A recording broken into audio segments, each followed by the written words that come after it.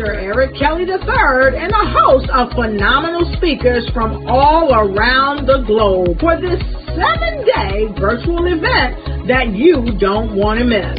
The mission of the Black Business Expo is to raise scholarship money from kids all the way from high school all the way from college. The Black Business Olympics is one of the largest Black business showcases in the world. It is an opportunity for businesses and companies to showcase their businesses globally. We are going to be giving away laptops up to $5,000 away to students. Again, I'm Olivia Appleberry, the founder of 2 Cents Finance and one of the speakers for the expo. I am so excited to see you there. For more info, go to www.blackbusinessexpousa.com or call 919-308-9090 and hope to see you there. I am Black Business. From the moment I wake until the time I sleep. Yes, I am Black Business. I am Black Business. Tell me, are you Black Business? I am Black Business. Do you support Black businesses? Listen, I support Black business because I am Black Business. Black Business Expo, one of the largest business showcases in the history of Black business in the world. The world! Sign up today at www.blackbusinessexpousa.com or call 919-308-9090. I am Black Business. I am Black Business. From the moment I wake until the time I sleep, I am Black Business. I am Black Business. Are you Black Business? I am Black Business. Do you support Black businesses? I support Black business because I am Black Business. Black Business Expo, one of the largest business showcases in the history of Black America in North Carolina. Join Dr. Eric Kelly III and a host of phenomenal speakers from all around the globe for this 7-day virtual event that you don't want to miss. The mission of the Black Business Expo is to raise scholarship money from kids all the way from high school all the way from college. The Black Business Olympics is one of the largest Black business showcases in the world. It is an opportunity for businesses and companies to showcase their businesses globally. We are going to be giving away laptops up to $5,000 away to students. Again, I'm Olivia Appleberry, the founder of 2 Cents Finance and one of the speakers for the expo. I am so excited to see you there. For more info, go to www.blackbusinessexpousa.com or call 919-308-9090 and hope to see you there. I am Black Business. From the moment I wake until the time I sleep. Yes, I am Black Business. I am Black Business. Tell me, are you Black Business? I am Black Business. Do you support Black businesses? Listen, I support Black business because I am Black Business. Black Business Expo, one of the largest business showcases in the history of Black business in the world.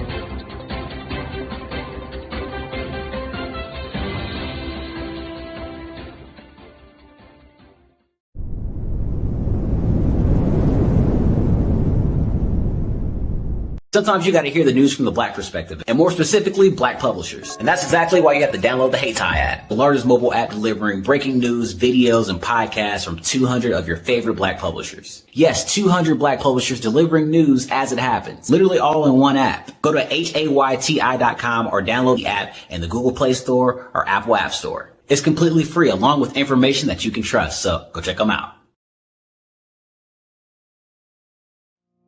Did you know that approximately 333.34 million businesses exist today, according to a report from 2021?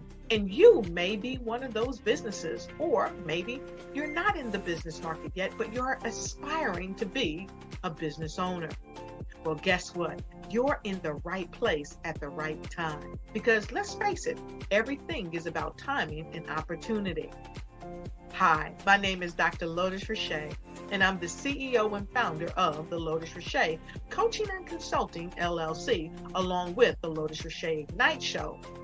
15 minutes of success with Dr. Lotus Richey, as well as books to boom your business and bring who you are. And today, I want to bring this amazing message to you about the Black Business Network and the Black Business Olympics. See, the Black Business Network and the Black Business Olympics is designed to help people just like you, that's right, that look like me, to take their business to the next level.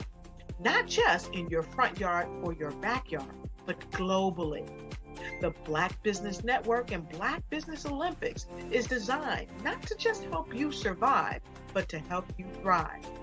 So join us today as we come together with businesses all around the world to support our students, our children, our young teens, our young entrepreneurs. What we do is we come together to help raise funds for students who are aspiring to be business entrepreneurs, who are aspiring and who are thriving in college. We endow them with a wonderful opportunity to gain scholarship of either a laptop or several thousands of dollars. And we invite you to help be a contributor to this amazing opportunity to help someone that looks just like you. So join us today at our website and let us connect with you and help you ignite and take flight in every area of your life on the Black Business Network and the Black Business Olympics. I'll see you on the other side.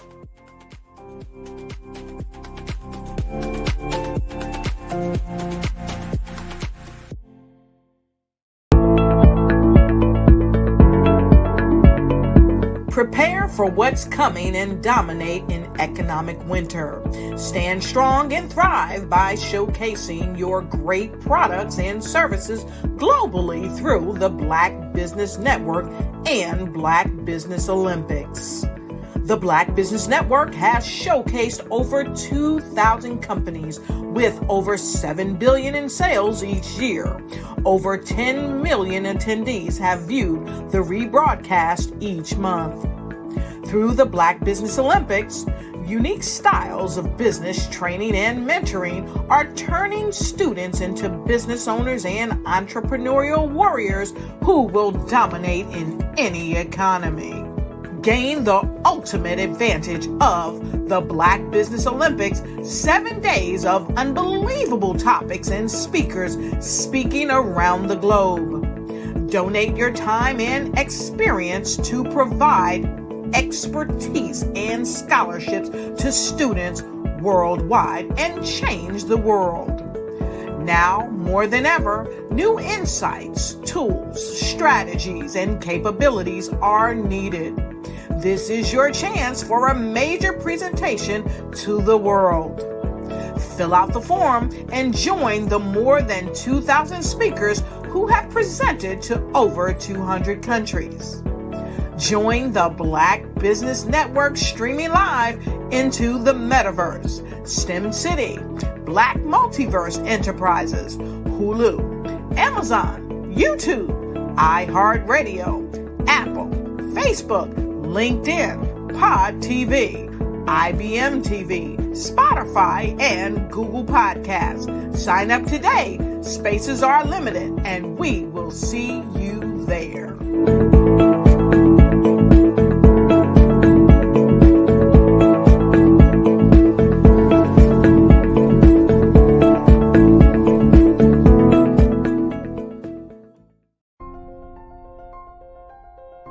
what if you could build your own city? A place where every child can find nurturing people to help them achieve their full potential. A place where every adult can access job training support, where health education is abundant, where social justice ruled the land. A place without limitations. Welcome. You have arrived at STEM City USA. It is what every city should be. A safe and trusted community where you find people and resources to help you become everything you are and beyond. STEM City is unlike anything you have ever experienced. It is a digital twin of the world around you, only better. STEM City is about energy and soul renewal. It is more than a digital world. You can almost feel the power of live cultural events, music, and theater. STEM City promises a better future for children with caring mentors and hands-on activities with dedicated tutors to support our youth. STEM City is your passport to a healthy lifestyle with weekly events addressing our community's many issues. STEM City is your financial well-being with helpful information on wealth management, career advancement, job training, and so much more. STEM City is the community you deserve. It is the city where your dreams can come true. STEM City USA, a place in the sky that is accessible to all who reach for the stars.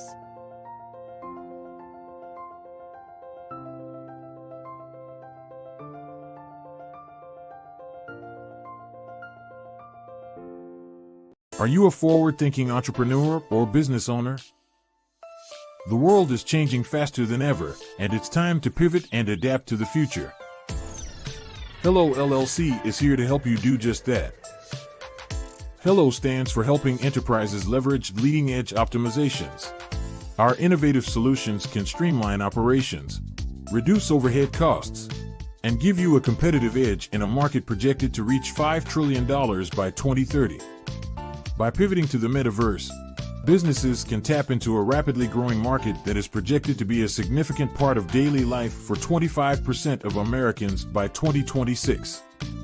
As a full digital metaverse agency, the Hello LLC can help you create custom solutions to streamline operations, increase productivity, reduce costs, and drive brand recognition. Why should you pivot to the metaverse with the Hello LLC? By leveraging cutting-edge technology, you can provide immersive experiences for your customers, expand your global reach, and unlock new revenue streams. Contact us today to make the pivot.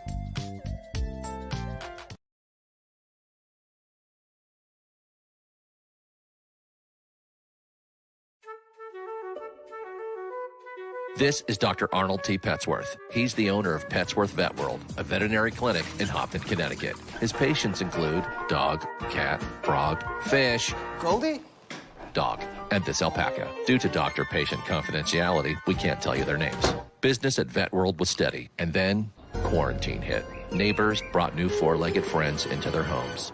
Bunnies. Bunnies everywhere.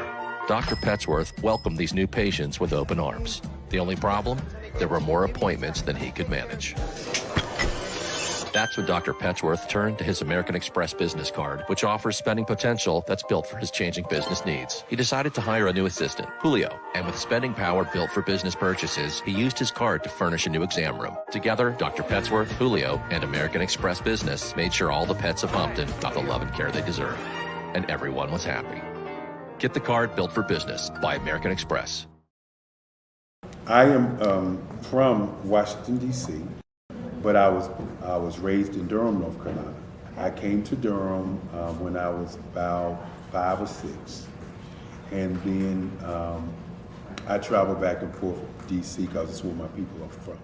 One of the unique things about my family is my mother, she's also an artist. She does quilting, and she does a lot of artistic things, and then my son, he draws with both hands, his right hand and his left hand like I do. So that's kind of a family trait.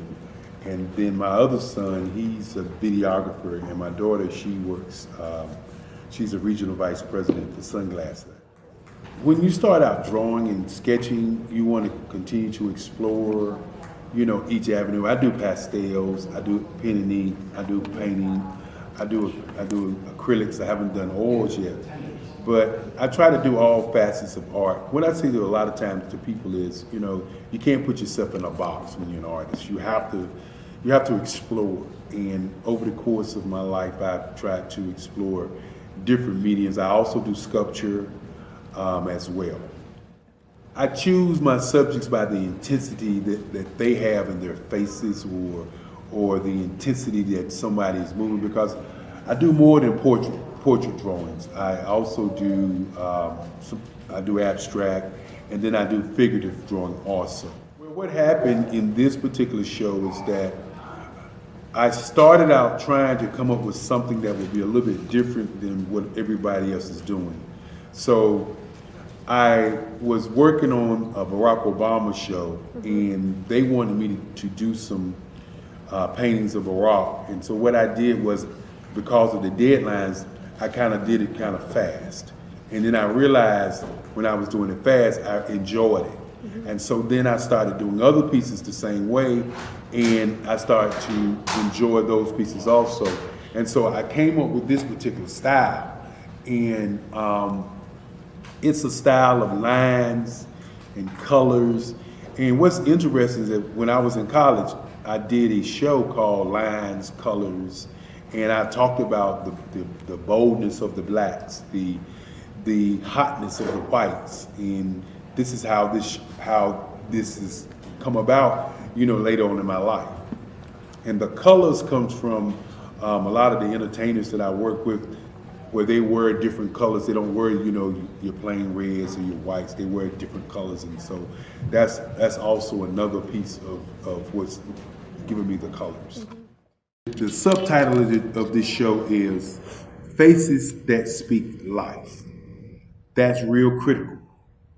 Faces that speak life. Each one of these pieces is a life source and a life energy that's being put on display for people that are looking at it. I always say in terms of my art, it's not important that I draw them. It's important what you get out of what I draw. I don't try to just draw it because you like it. People wanted me to do prints. I didn't do prints.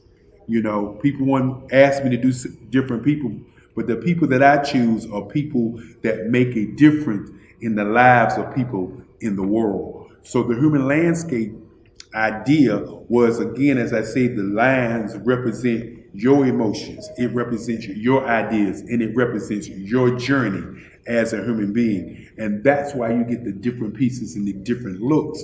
And as you notice, I try not to do one look that looks alike another look. And that's what's the most important part of this show. Artist to me is a creative expression of something from nothing. It explodes onto the canvas, or it explodes on in my work. One of the things that I try to do more than anything is I try to just give the lines and the movements and emotions and expressions into what I do. Art really means to me a chance to express how I feel deep down inside. Most of my art begins as a thought that I might have, whether it's sports, whether it's history, whether it's a woman or a man. It pretty much starts as an idea of thought before I get into the actual image of what I'm going to draw. I do a lot of historical pieces. I was a history minor in college, and I love to do history pieces. And a lot of times I'm thinking about history, and then I try to make that history impact you as you look at it. That's one of the reasons I do pictures so large. People ask me, why do I do the pictures so big? And I tell them, I want the piece to impact them as they're looking at it, to kind of dominate them, dominate their space. And most of my pieces I try to do off page. I don't try to do anything that's going to be in those four corners, or in a square. And I want your imagination to be a part of the piece that you're looking at.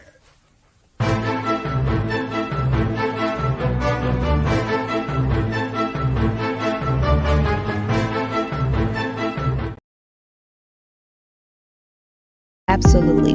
So our coaching program help people that have the lack of time, that lack strategies, and lack the confidence to go after their dream life. So we help them implement tools. We help them implement, I love to leave the inherited lack of finances or the education behind finances. But it wasn't until I lost my firstborn, my only son, that life changed for me. And where I was going after it all, living the corporate life, hit my 6-figure income, and living in my dream house with my dream man, driving my dream car. Wow. I nearly lost it all when I lost my son. And so I realized it only takes one financial catastrophe that can change your entire life. That's what made me start All New Beginnings.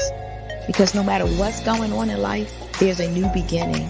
And because of that, we develop a program called Wise Minded. My little slogan is, don't just dream it, let's live it. If they want to connect with you or work with you, what is the best ways for them to be able to do that? Well, for my social media guru, you can connect with me on every single social media platform as Tanya T. Wallace.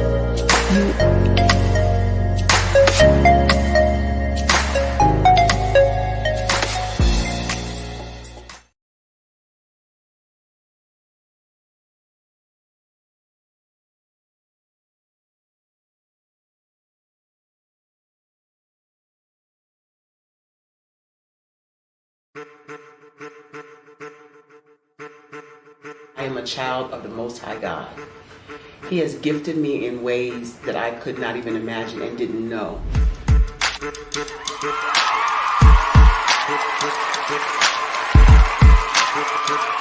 There was a time when I didn't know who I was. I listened to other people tell me who I should be, what I should do. I listened to people telling me that I should be a boutique owner, that I should be a construction manager, that I should be a laborer. Have you ever felt like you should do something else, be something else, go somewhere else, be wherever you wanted to be, and you felt like you were in a box? Anybody in the room?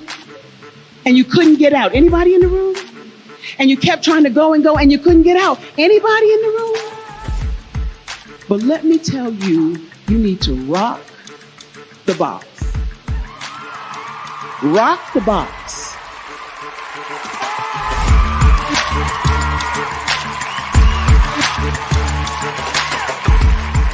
I am engaging, inspiring, and empowering.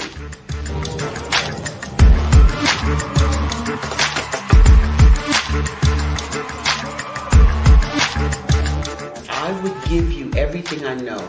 Just by touching you, if I could, by osmosis, give you every single thing I've learned, I've gone through, I know I would.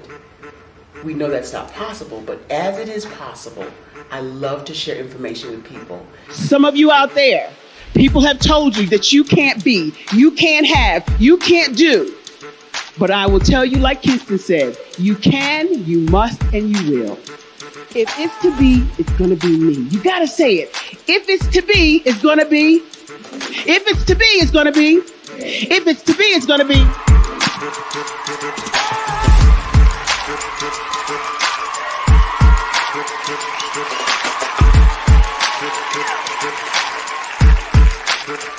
Barbara is because she believed what her mama said about her and not what other people told her. Every day you wake up, when you're in a situation, it's your choice whether it's an advantage or the disadvantage. She gained her confidence and her life, and now she is a testimony. If I can help you elevate yourself, then I feel like I'm elevating my own self as well. What you know and I know together can change the world.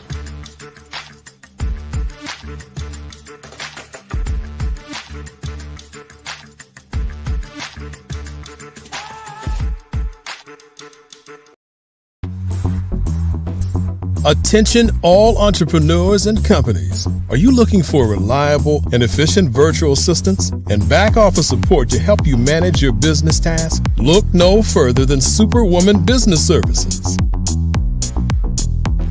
Our team of virtual assistants provides a full range of administrative support services, including operations management, social media marketing, and much more.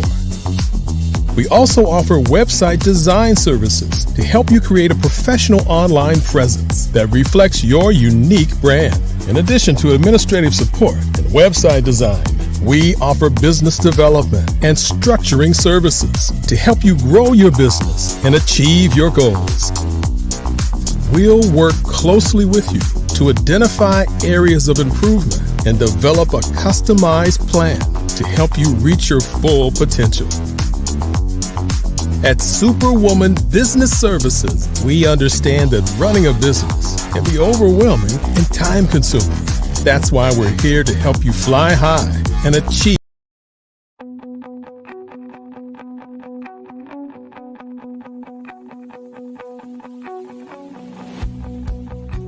I am Black Business. From the moment I wake until the time I sleep. Yes, I am Black Business. I am Black Business. Tell me, are you Black Business?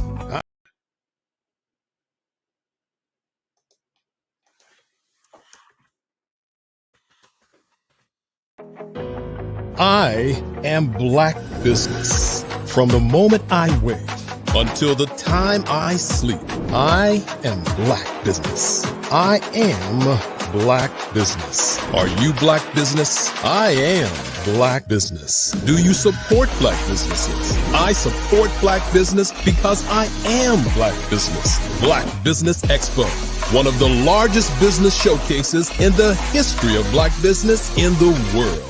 Sign up today at www.blackbusinessexpousa.com or call 919-308-9090. I am Black Business. Good morning, good morning, good morning. Business owners, entrepreneurs, thought leaders, and corporations. Welcome to the Black Business Network here on Saturday. Today, we're going to talk about culture and the community. My name is Grant McGaugh, CEO of 5-Star BDM and host of the award-winning Follow the Brand podcast. I'm your business moderator for this morning on the Black Business Network. The Black Business Network is a 24-hour business network showcasing Black businesses, Black owners, entrepreneurs, and thought leaders worldwide. We have speakers from North Carolina, London, Singapore, Africa, Japan, and cities all over the United States.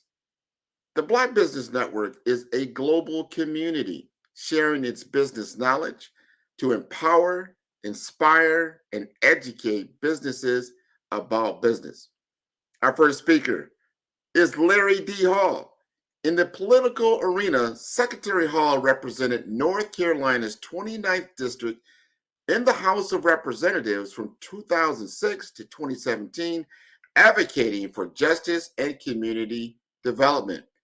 He also served as the minority leader from 2013 to 2017 and as the Secretary of the North Carolina Department of Military and Veterans Affairs from 2017 to 2021 under Governor Roy Cooper.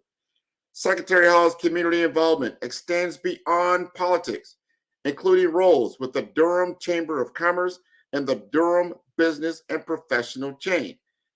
His leadership and service have earned him numerous accolades, such as the NAACP's President's Award and the Equality in Legislation Leadership Award. As we gather here this morning at the Black Business Olympics, we are honored to have Secretary Hall share his wealth of experience. Please join me in welcoming a true advocate for justice and leadership in public service, Secretary Larry Hall.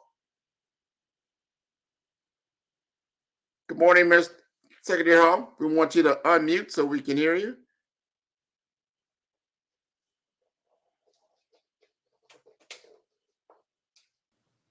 All right. Now, good morning, Grant, and good morning to the Black Business Network. Glad to be on the Black Business Olympics. and an opportunity to talk to you about some great things happening in the community that we do. Things don't just happen, we do them, we make them happen. That is so true, Secretary Hall. And today we're going to talk about a couple of different things. You've been very animate around branding, the community branding and its significance, specifically cultural community branding. Help us to understand and elaborate on this concept, and how does branding differ from traditional branding methods? Well, Grant, and I'm glad that you kind of framed it that way, because people think of branding of a way of creating their image in the minds of those folks who see them or hear them. And of course, that's a narrow view, because when you talk about community branding and cultural community branding, you are drawing on the appearance you have, the contacts you have, the resources you have, the places you are at all times. It becomes a way of life, and it is something that's reflective of what is in you and what you are doing. So people see you moving, they see you valuing your community, they see you exemplifying and holding up your culture, and all of that allows them to identify with you, to experience things because of you, and to see things through your eyes. They also then value, because they relate to you, they value what you think, they value what you do, they value your opinions, and that is the connection you want to have and keep as long as you can. So it's almost a subliminal effect, but it's a way of life, as I said. So you're always in that moment. Some folks say, I put on a mask and I take it off when I get to a different setting. No, this is a way of life. This is exemplifying your character and your behavior. And it's ultimately your essence. What is that life force almost that comes with you, whether it's passion on healthcare, or it's concern about your neighbors, it's concern about the environment. But when people see you, they know both what you're concerned about and what you're modeling regarding those concerns. Well, you have talked about, and I like how you opened up around that. I see a lot of authenticity. You've got to be your authentic self and bring that at all times, and allow your community to see who you are with a lot of relevance, a lot of importance.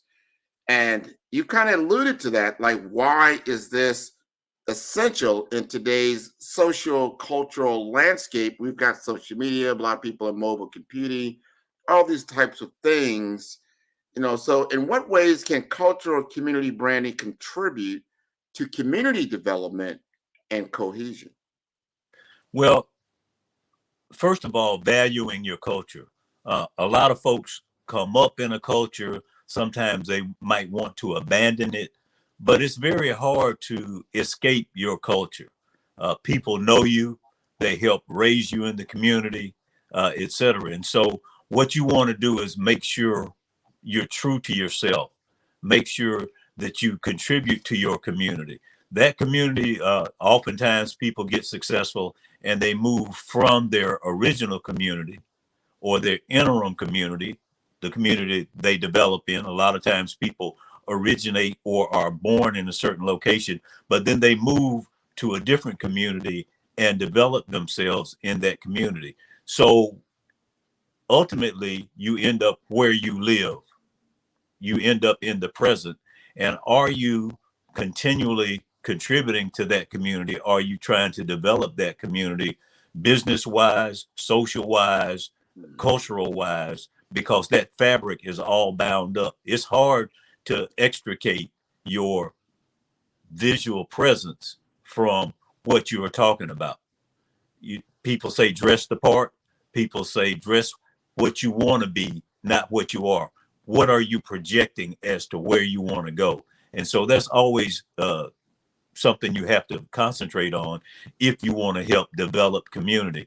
And of course, Lord knows we need development in our community in all ways, but we still have to guard the culture that keeps us in the faith and in line to where we want to go.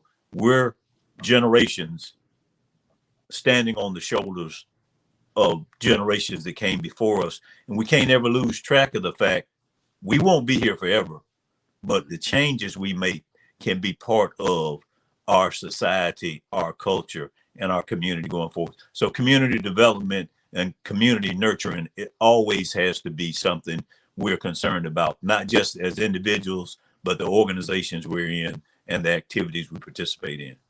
I like how you frame that story. I mean, it is so important to be active in the community because we all partake in it and we all are dependent upon it in certain areas. Now, we're going to talk about some stakeholders that are so important in this whole discussion. So when you talk about taking the lead in the culture, taking the lead in branding initiatives, how can businesses and then the governments and individuals contribute to this whole culture community branding? Well, I talk to people all the time, and as you read some of the bio, some of the places I've been, some of the places I've been allowed to serve. It's a humbling experience, or should be, for you to be elected by your peers and people in the community. I was in the House of Representatives in North Carolina, and those districts are the community in which you live. You have to live in that community in order to be elected from that community. It's a experience that says people will see you every day. And so what do you bring whenever you're representing them? You're supposed to be a reflection of them. That's why they say you have to live in that community. So how do you reflect them? Well, even today, and in the past years, I've gone into the meetings, I would be still the only Black person in those meetings. Mm-hmm. The only Black person in those, still at this level, at this date and time. And so when you come in, how do you support and continue to represent your community? In many instances, I was there because they needed to have the appearance now of multicultural decision-making or discussion. The question for me would be, do I represent? Do I bring what I've been invited there for? Do I bring that when I talk about an issue, when I identify it? Some people say keeping it real. You're there to appear, for them to appear that they are keeping it real. What are you going to do? Do you come there and advocate for those issues that make that difference in the community? I was in a restaurant the other night, and it was a Peruvian restaurant. And I am Black business because I do Black business. I do business with Black businesses. So I was in a Peruvian restaurant to make this point, and I was getting served, and I looked around, and everyone on the staff, save one Caucasian white person, everyone else was Hispanic origin, not necessarily Peruvian, but of Hispanic origin. I thought in my mind, I thought about it. I am Black business because I do business with Black businesses. I am a Black entrepreneur. When you think about that and then think about what other communities are doing, modeling that, not just using the phrase and the catchphrase, you see when you go in the Chinese restaurant, look at the staff, look at the cooks, look who serves you, look who checks you out or does your ticket. It starts to resonate with you. We have to support Black business, and we have to do Black business. So it's so critical what we're doing here, but it's also critical for us to be aware that we're modeling that to other people. I'm a commercial for Black business. I'm a Black business. I do business with Black businesses. When people come to my location, they see people delivering products. They see my clientele coming in, those type things. They see Black people doing business with Black people, modeling that interchange of commerce with each other. When we're doing economic development in our community, we have elected leaders. We are engaging them to say, promote our culture, guard our culture, develop it and nurture it for succeeding generations, because you're part of this generation and people did that before you came to power. And what you're saying there is so important. We definitely have to do business with each other. We're doing that now through the Black Business Network, meaning we're creating awareness and we're creating a network of individuals that are doing amazing things worldwide so we can come together. I think traditionally we have been separated in many different ways. And then because of all kinds of other factors, we don't do specifically seek out Black businesses to engage with, and understanding that that circulation of money and commerce is so important because that enriches the entire community. And I'm glad how you pointed out that these other cultures do it all the time, but it's not news. It's just what you do to sustain the family. Talk to us a little bit about this creative process involving culture, community, brand, and what does the role the community play in shaping the brand?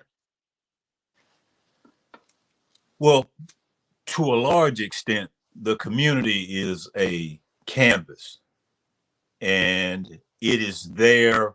The palette of colors or whatever charcoals or whatever you might use are there, and those are elements in the community.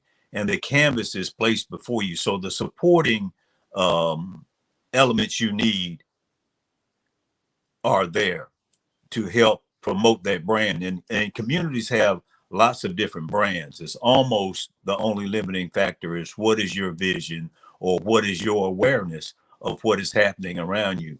There's cultural music, there's academic culture, where you have organizations that have educated people that do research on historical issues that are repositories of the history of that community. And then you have businesses who've continually supplied the needs of that community. And so if you open your eyes and kind of sit back and realize culture is who we are, it's where we exist, and it's all around us. Now, people develop it if they're aware, if they become aware, and some people just benefit from it or enjoy it. And sometimes you need to pull back and say, I'm in this venue, I'm listening, let's say, to jazz, I'm in a location, I have a band that is there. All of these elements are coming together. They didn't just happen coincidentally. These were continuing efforts of people to learn the music, value the culture, make the effort to learn the skill, and that crosses all segments of society in virtually every community. But the Black Business Network emphasizes what we have to be about. Those resources are there. The people are varied and sundried on this network. Virtually anything you want, you can find here, but you have to think, I want to do that. I want to support my community. I want to increase my own appreciation and understanding and that of subsequent generations. Very, very important to have the awareness and change in behavior. That's the thing. There's been some programming, I think, culturally from media, to buy here, do this. You've got these giant organizations like Amazon, eBay, some others, and you don't necessarily know who you're buying from because you're not buying directly from Amazon. Let's say it's the supplied by all kinds of different individuals, so it's not directly enhancing your community. So when we talk about community development, we talk about different strategies that we can implement that are going to help us. Let's talk about sustainability for the long term. How do we get that change in mindset to support, to really have it, embedded in us to think about doing business with Black business first with all of our dollars? How do we get that kind of change in behavior to be measurable? Well, I think we start to say, let's consciously, while we're conscious, because the subliminal is going to present itself to you all the time. So how do we change our behavior? And you have to be, let's say you have to be intentional. You have to join organizations. You have to make commitments to frequent buyer programs at Black businesses, things that will put up the guardrails for you. So as you go about your daily life, sometimes you lose focus, but it brings you back. And so again, if you're buying from a certain service that you know is Black, be a monthly subscriber to that service. You know you're going to do that. If you purchase your fuel for your car or have your repairs done somewhere, have a charge card with them or an account with them. That causes you to rely upon them and to continue to support them. And so those type things that you do, because subliminally, you're going to be bombarded with hundreds of thousands of messages every day. And everyone is selling.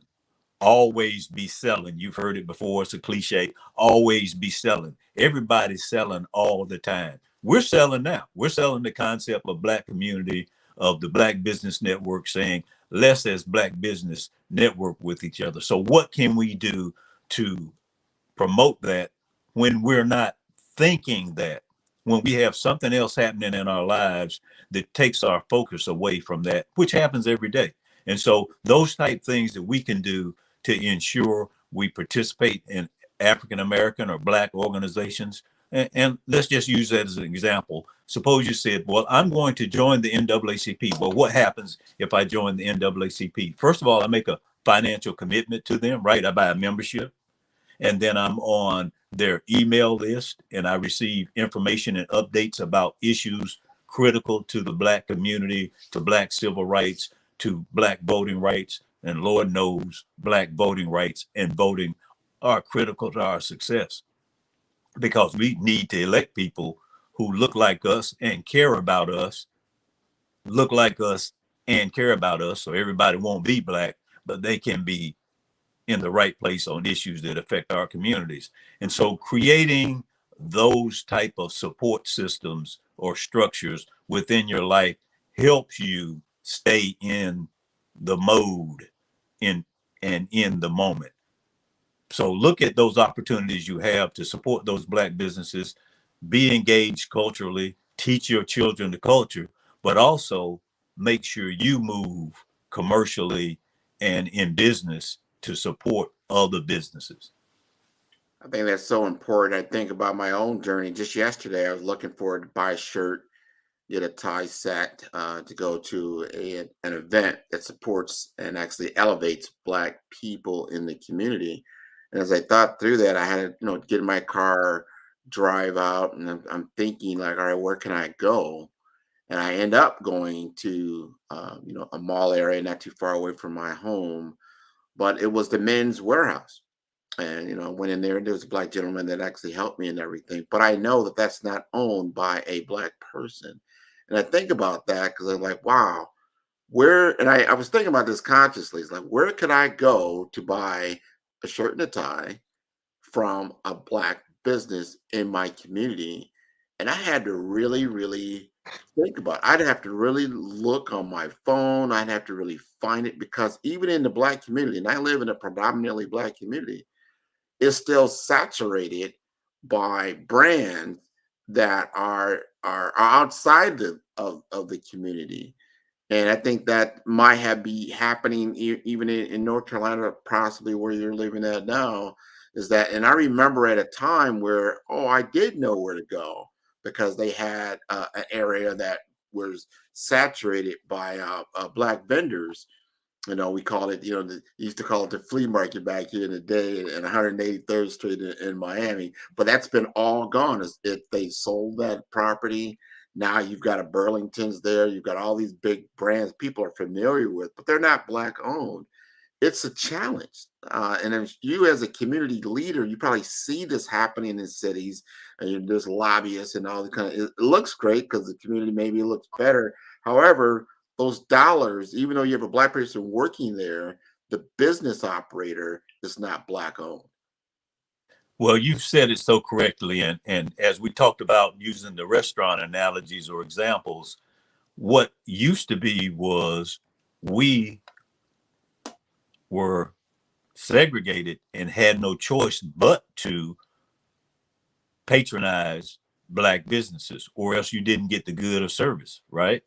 And you had to have African American teacher because the schools you went to were African American, and so you had those values and those examples continually reinforced. And so that subliminal thing we talked about, that you're seeing those messages now from all over the world instead of from within your community. And then we don't have people in many instances thinking about what you just said, which is, where do I go to shop Black? Luckily, the same thing that's hurting us online with Amazon and other folks is something that can save us with the Black Business Network. And it's such a great concept to expose people to Black businesses that will let you know they have the goods and services and ability to meet your needs, and that directory that you can go search and find out. And so the Black Business Network is so critical. Maybe it's the next generation or the next iteration of what used to be Black business districts. And so we've had them be Black cultural and entertainment districts. We've had them be Black business districts, Black educational areas and development around Black campuses.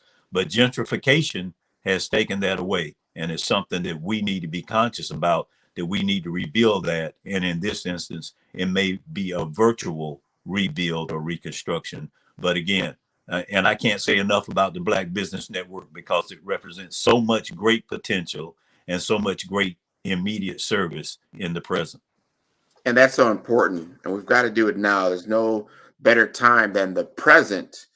And I know you've served in the legislature. You understand the political apparatus, and we start thinking through things. I'm not sure if our culture really understands the value of the political system and government, how it affects you. You think it doesn't affect you, but it does affect you. It affects you on a daily basis, whether it's on your tax base or talking about the things we was talking about, where businesses are located, what happens, and how these things are set in motion. Talk to us a little bit about these critical issues, especially now in a time of election. Well, we talked earlier in this segment about the need to be aware of people who will represent when they are in those circles and places. Everything from what are the holidays what are the holidays that we have on our calendar? You know, what do we do about supporting our institutions? What do we do about the infrastructure in our communities? What do we do about those things, and how do we value those? The vote is so important because that's our opportunity to have people there to be our voice. And of course, I used to always say, once you get us elected, then your job number 2 starts, which is keep us connected. Get us elected, get them elected, but your job then is realize they work for you. In many instances, they're getting paid, they're getting retirement, they're getting health care, they have staffs, and their staffs usually work 365. They have resources, but it's up to you to elect them, but then direct them in the way they need to go to support you. So we have maybe the greatest job there is as citizens, but we have to be conscious of the resources we have and make sure we utilize them in promoting our community, promoting the brand of our community, promoting the brand of ourselves, promoting the value that is inherent in those things. Man, this has been such an important discussion. We cannot no longer just talk about it. We've got to walk the walk. We've got to participate. I use this analogy a lot. You know, if you're playing a board game, everybody familiar with the board game Monopoly, right? You know, we can't just pass go and collect $200. We have got to participate. We've got to buy our houses. We got to buy our businesses. We've got to own our block, right? In order to win the game. Otherwise, you do not pass go and you go directly to jail. And that jail could be not just physically, it could be economically, social economic jail to a certain degree. We've got to participate at the highest level. We have the educational attainment. Now we've really got to put those dollars and be intentional about that $1.6 trillion that we have in the community that's flowing constantly in the Black American world, that it's supporting our community, not just the general community. So we've got to be more intentional. We've got about 1 more minute. What are your last thoughts, Representative Hall? Well, you can call me representative. You can call me secretary. I think the most important thing I am is I am Black business. I am part of the Black Business Network, and keeping that consciously in my mind. And so what we want to make sure we do is, again, put those systems in place that encourage us and support us in supporting Black businesses, and then be aware. Change our awareness so we see the opportunities and we see the efforts of Black business all around us. We support them where we can, right? And then we take that effort. You talked about going into a business or looking for a service in person and none available. But when you went in the store, you saw an African-American person who was providing the service and you engaged them. Well, that might be the secondary route we have to take.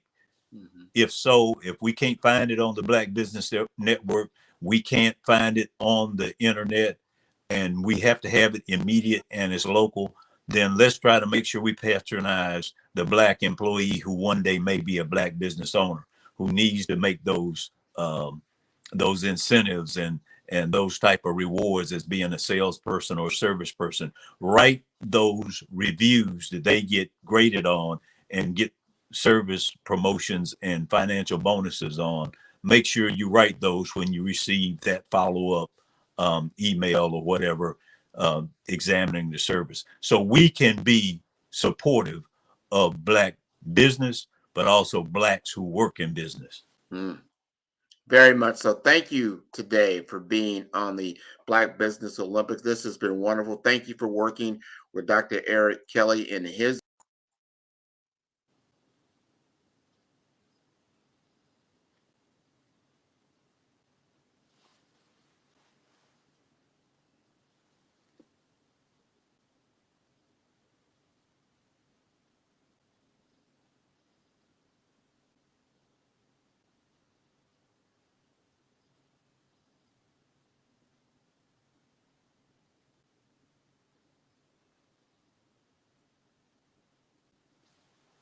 Sorry about that, Dr. Hall.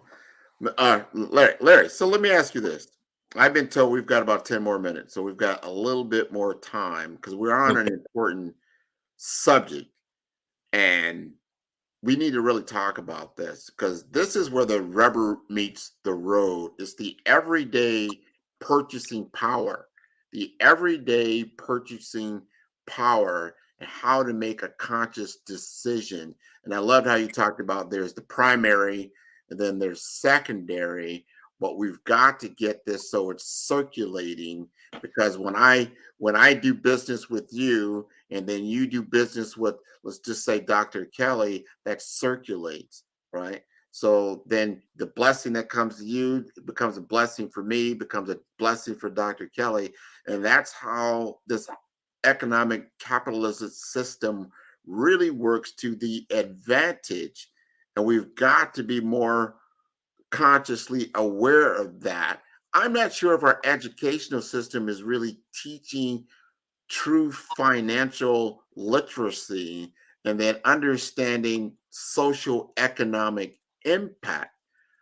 How can we change this true behavior and this understanding and how we move forward? Even when we start talking about media that portrays the Black community in very negative terms and not looking at the higher positive effects of the community that is really driving positive change.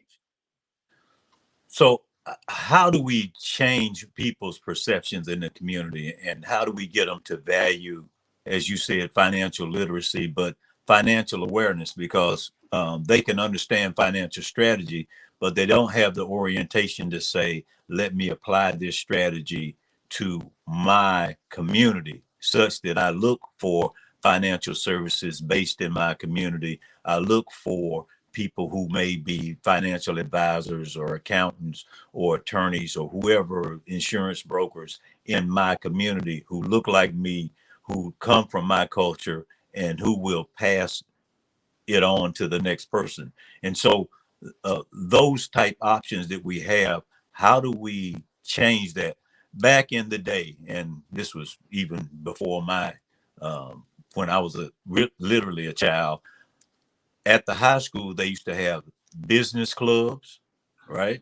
Yeah. They had tailoring clubs, they had industrial arts clubs, those type things where people could get a snapshot of the careers in front of them and be engaged. Now, we do have some external programs to the school system, and parents would have to really be conscious and purposeful, intentional in getting their kids involved in those and being involved themselves. And I think sometimes we don't have enough awareness of the great role that parents play.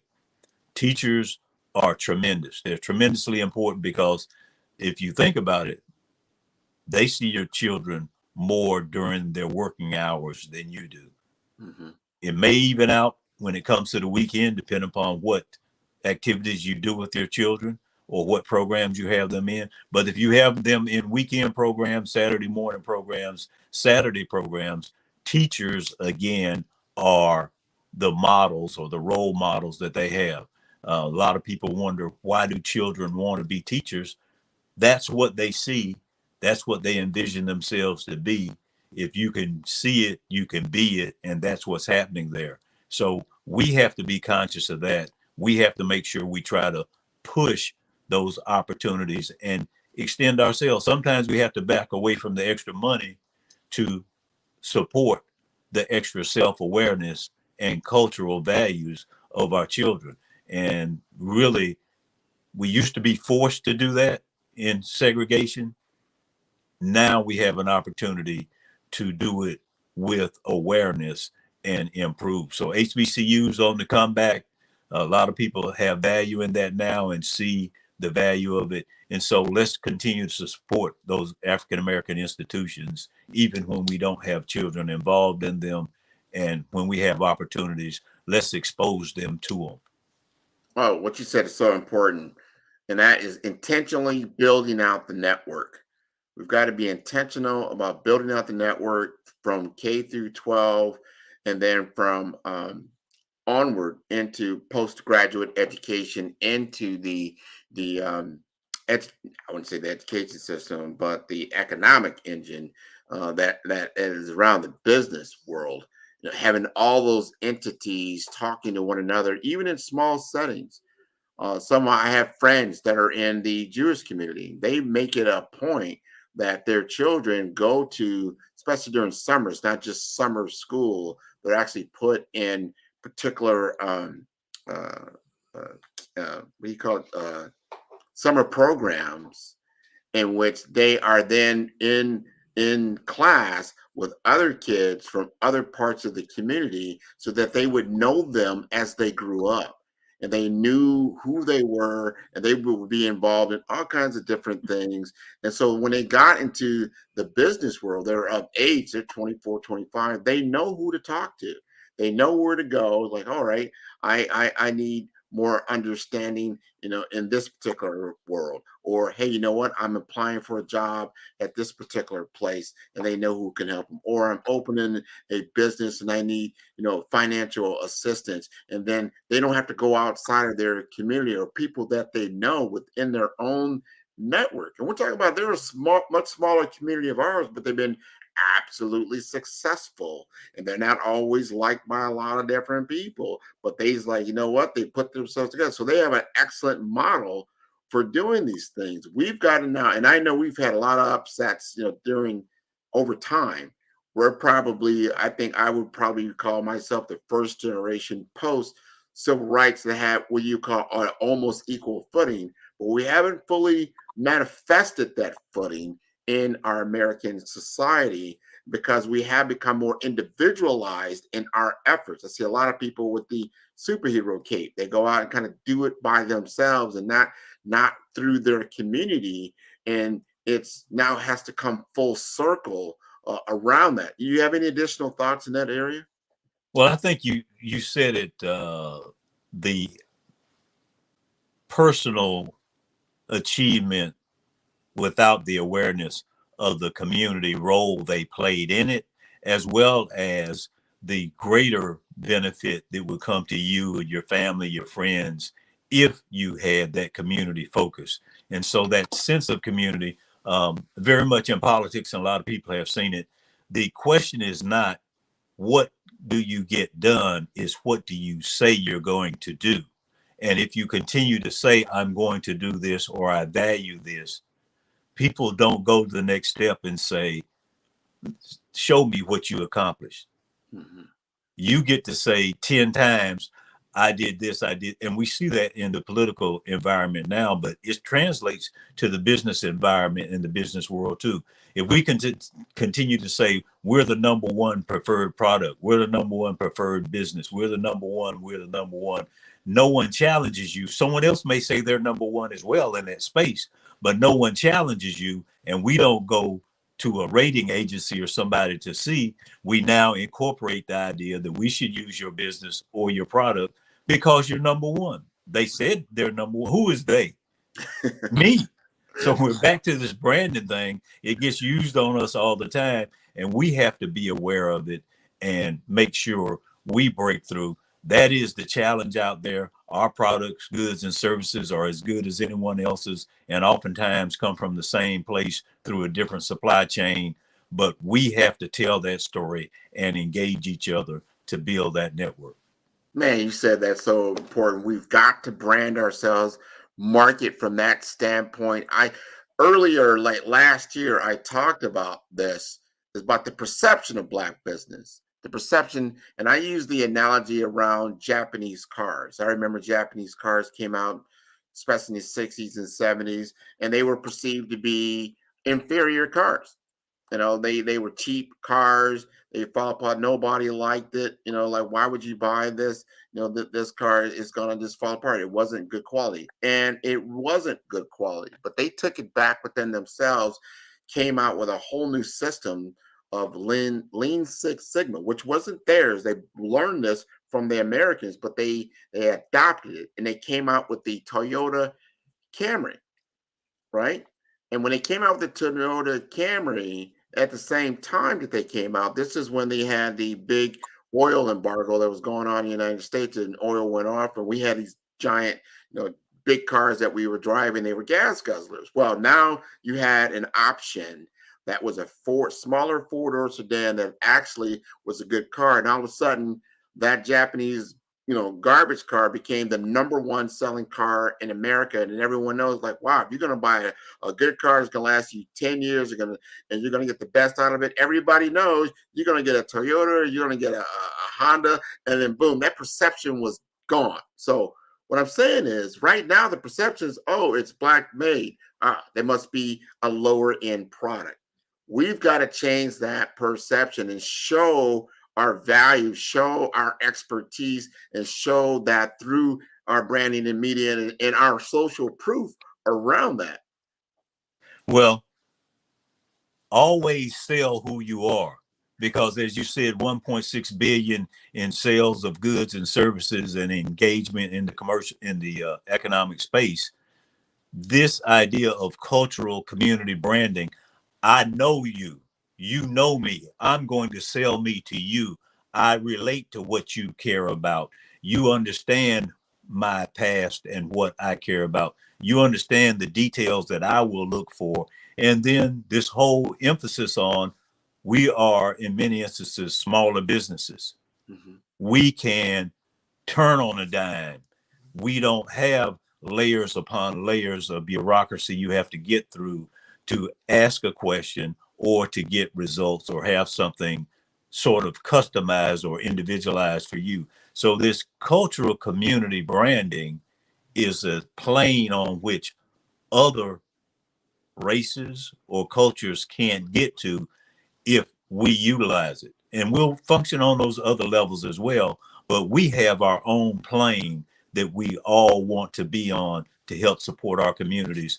Other nationalities will support their communities. Nothing wrong with that. Not hating on them, just saying we need to do better so that we can sustain ourselves like they do.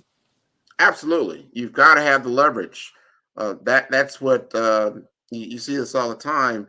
He who has the money has the gold, and it comes down to the golden rule, right? Because they rule, right? So once you have your leverage, then you can command what happens in your community. If you do not have the leverage, you do not command what happens in your community. It's very straightforward. In that respect. I live in the city of Miami Gardens. I was so glad that they did that. At one point, it was not incorporated. It was what they call unincorporated Dade County. What does that mean? That means all the tax dollars that are generated, in the county did not come back directly into our community. Well, people got together and they said, we're going to incorporate. There's an importance to that. Further, there's a lot of resistance to that because you have to understand where the money flows. It always comes back down to the dollar. Where is that dollar going to flow? Well, when we incorporated Miami Gardens, now the stadium where the Dolphins play is right in our community. There's a racetrack that's right in our community. There's other things that in the community now. Those tax dollars that come from those giant events, guess now what? It flows into my community, making it better. So being conscious around how the money flows, whether it's in the tax base or it's in the business place or in the individual, remember that goes back now into your school district. It goes into how your kids are educated, what kind of books they're going to get. And all these things are so important. We've only got a few minutes here, so I want to make sure I'm glad that you came on and we really talked about not just the cultural awareness of branding, but the understanding of finance within the community and why this is such an imperative. Well, it's been my pleasure to be on. There are critical issues that we deal with every day, and the solution is this community-wide awareness. So again, joining, and I can't emphasize enough, joining your local Black business organizations, creating that buying power as you talked about that we have, but concentrating it in our communities, this cultural community branding. Why is it important? Why am I proud? Because I support Black businesses. Why are my children wanting to be Black entrepreneurs? This is that cultural community branding. We're supporting each other and we're stronger together. Absolutely. So if the community would like to get in touch with you, Larry Hall, what would be the best way? Well, the best way is to do this. Larry Hall 29 at gmail.com. Larry Hall 29 at gmail.com. Be glad to hear from you, glad to engage with you. And as Mr. Kelly knows, he's been one of my mentors in the media space. And so we like to talk about some of the issues of the day on our Talkback radio show that we have and try to spotlight Black businesses, Black issues, and Black thought. So we'd be glad to hear from you and glad to have your particular viewpoints further elevated in partnership with the Black Business Olympics and the Black Business Network. Thank you so much for being with us this morning. Genius is coming, and I'll see you on the other side. All right, that was wonderful. The Black Business Expo's mission is to raise funds for high school seniors going to college or K-12 entrepreneurs. This expo is a fundraiser for students. You may go to www.blackbusinessexpousa.com to donate to the scholarship fund or use the Cash app that's on the screen below. That is $BBXUSA. Our goal is to give laptops and up to $5,000 to 10 students. Students can register online at www.blackbusinessexpousa.com. Every dollar counts. So we want to remind you to donate to the scholarship fund. We'd like to thank our Black Business Expo USA sponsors for January 2024. That is NC100, Moody Capital Partners, Suede Soul, Lotus Versailles Coaching and Training, Carolina, Virginia Minority Supplier Development Council, Step Management, Barbara H. Smith, LLC, The Hello, LLC, 5-Star BDM Media, Marja McLean's Foundation, Genius is Common, Earth Essentials, Balani Shani Global, Executive Women's Success Institute, The Quality Coaching Company, Superwoman Business Services, Creative Force Studios, Lee Entertainment, Artistic App Design, Black Business Expo USA. Genius is Common, and I'll see you on the other side.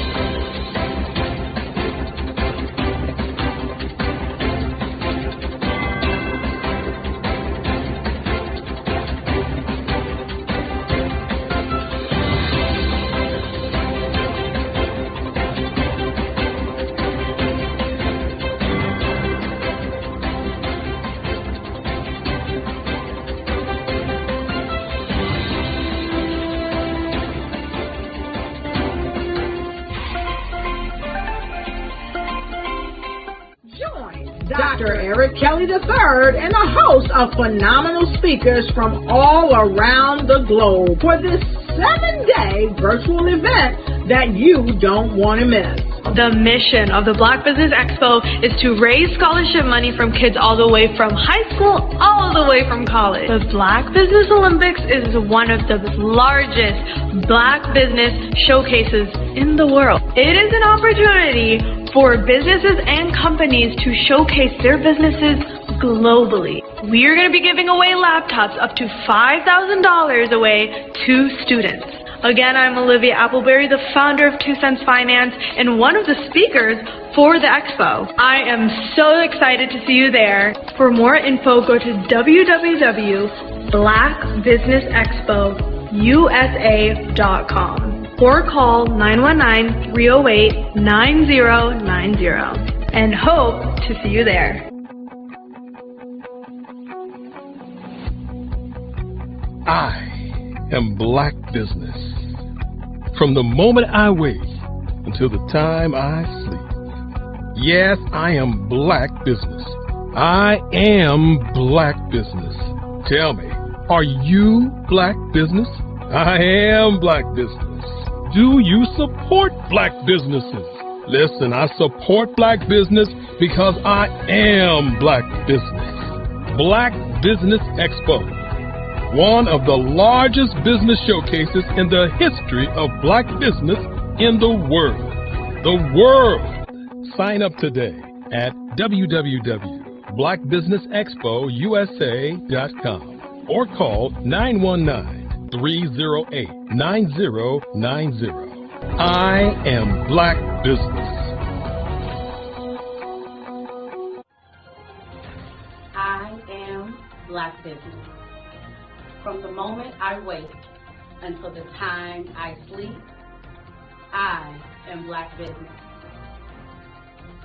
I am Black Business. Are you Black Business? I am Black Business. Do you support Black businesses? I support Black business because I am Black business. Black Business Expo, one of the largest business showcases in the history of Black America in North Carolina. Join Dr. Eric Kelly III and a host of phenomenal speakers from all around the globe for this 7-day virtual event that you don't want to miss. The mission of the Black Business Expo is to raise scholarship money from kids all the way from high school, all the way from college. The Black Business Olympics is one of the largest Black business showcases in the world. It is an opportunity for businesses and companies to showcase their businesses globally. We are going to be giving away laptops up to $5,000 away to students. Again, I'm Olivia Appleberry, the founder of 2 Cents Finance and one of the speakers for the expo. I am so excited to see you there. For more info, go to www.blackbusinessexpousa.com or call 919-308-9090 and hope to see you there. I am Black Business. From the moment I wake until the time I sleep. Yes, I am Black Business. I am Black Business. Tell me, are you Black Business? I am Black Business. Do you support Black businesses? Listen, I support.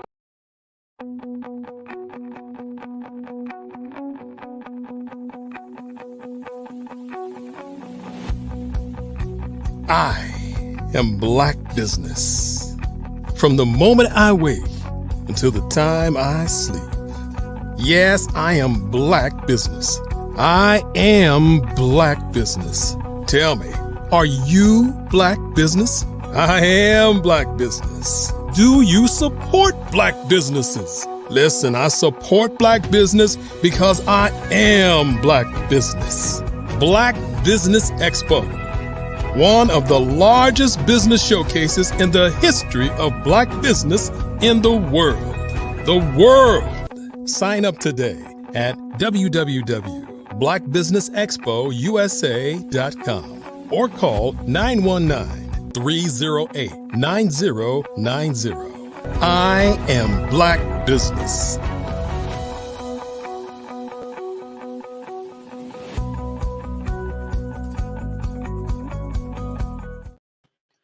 Good morning, good morning, good morning, business owners, entrepreneurs, thought leaders, and corporations. Welcome to the Black Business Network. My name is Grant McGaugh, CEO of 5 Star BDM and host of the award-winning Follow Brand podcast. I am your business moderator for this morning on the Black Business Network. The Black Business Network is a 24-hour business network showcasing Black businesses, business owners, entrepreneurs, and thought leaders worldwide. We have speakers from North Carolina, London, Singapore, Africa, Japan, and cities all over the United States. The Black Business Network is a global community sharing its business knowledge to empower, inspire, and educate businesses about business. Now, it's time to introduce our next speaker, Chris Wright. Chris's journey is a testament to resilience, adaptability, and the power of communication. She was raised in Houston's historically Black 3rd Ward and the Hispanic East End neighborhood. Chris attended the renowned Jack Yates High School, alma mater of notable figures like George Floyd Jr. and Debbie Allen. Her background instilled in her the importance of seizing every opportunity. Chris's impressive trajectory began at the age of 14 as a reporter for the Houston Sun and the NAACP Houston branch, and she later pursued higher education at Howard University, leading to a successful career in journalism. Ladies and gentlemen, please welcome Chris Wright. Take yourself off mute. You got to turn the mic on. How are you doing this morning, Chris? I am doing fabulous. I love this bio you just read. That sounded wonderful. I'm gonna. It's all you. I'm glad to be able to read it. Absolutely. Absolutely. Yeah. And I actually ended up following in Debbie's footsteps and went to Howard right after that. So Hey, man, we want to hear all about that because you have a wonderful story. So I'm gonna get out of your way. Genius is coming, and I'll see you on the other side. hey, y'all. Thank you so much for that intro. Truly. When you start to hear what you've done, you're like, who is that? So first thing I'll tell everyone on this call today is remain humble. A lot of us who have these titles and have these accolades and accomplishments behind us just know that, quite honestly, as we were doing it, we weren't all that sure if it was going to come all together, right? And so, but as you move through your career, as you take opportunities and you take chances, quite honestly, entrepreneurship is all about chances. And so as you move through that journey, you end up earning all of these titles, and then somebody reads them off and you go, oh my gosh, that's me. And it really is. So as he said, my name is Chris. Thank you, Grant. I am a entrepreneur, digital nomad. I have 3 businesses under my belt. 2 and 1 that needs to be formed. So the Catch Chris brand is my newest brand. It's my thought leadership brand. It's the one that is closest to my spirit because it is what allows me to spread intellectual capital to those who weren't meant to have it. And I give myself bonus points when I get institutions to foot the bill. The reason that I do the work that I do in business advising is because I have a dad who was an entrepreneur. And when I tell you he was dope, all right, what my dad does, he is the greatest at. He buys cars from the auction, rehabs them, and refurbishes them, and then sells them.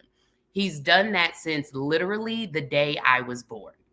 He got a phone call from my mom telling her that she was going into labor and I was on my way.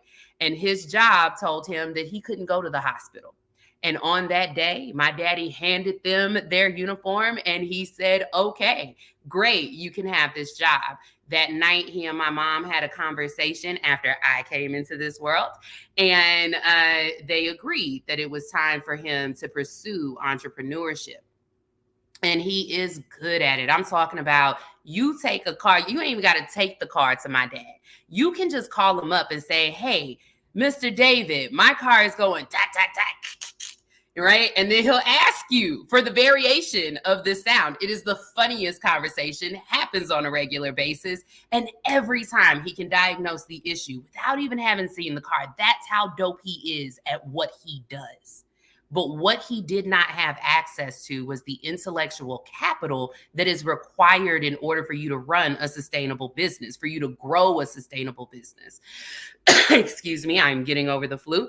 But as he went into entrepreneurship, and I grew up with him as a full-time entrepreneur, Dad never went back to work, never did again. He has stuck it out all of these years, but most of those years, the years that I was growing up, the example that I had was that entrepreneurship is the way that you go broke. That is the way that you will not be able to reach your goals. There is not wealth in entrepreneurship. You must, in fact, when I was at Howard, I said out of my mouth, so embarrassed because I'm like, oh, she was so wrong. Who's that girl? But I told them I will always work for the man. Absolutely. I would like that paycheck every 2 weeks. Thank you. I would like those benefits every 2 weeks. That is the scarcity mindset that first generation entrepreneurs grow up with, because what we know is stable is something that someone else has created and we're along for the ride. But some of us were not meant to do that. My dad was not meant to do that. Many of y'all on this call are not meant to do that. I tried so hard. My first career was as a print journalist. I worked for newspapers in Macon, Georgia, Tennessee, DC, Roanoke, Virginia, Indiana, basically across the nation, right? So I worked at all these news organizations and I was trying my best to foot the bill, like to fit this box. What you see and who you hear now, you would not have heard 10 years ago because I was inside of the box. Okay. I was definitely trying to play the game, but I didn't fit in. And I had a wonderful boss. Right after I came out of journalism, I took a county position in Harris County, Texas, working for a very small communications department for a very large organization. And I had a boss. I had a leader. She wasn't even my boss at the time. She was a leader. And she came to me and she told me very frankly that I didn't fit. And she said, and I kept telling her, well, I've got to find a job before I leave. This was my mindset back then. The 9-to-5 mentality is absolutely a mentality, right? And so back then I said to her, I got to find a job before I can go anywhere. I have to stick this out. It doesn't matter how much it doesn't fit me. And she told me, no job is going to fit you.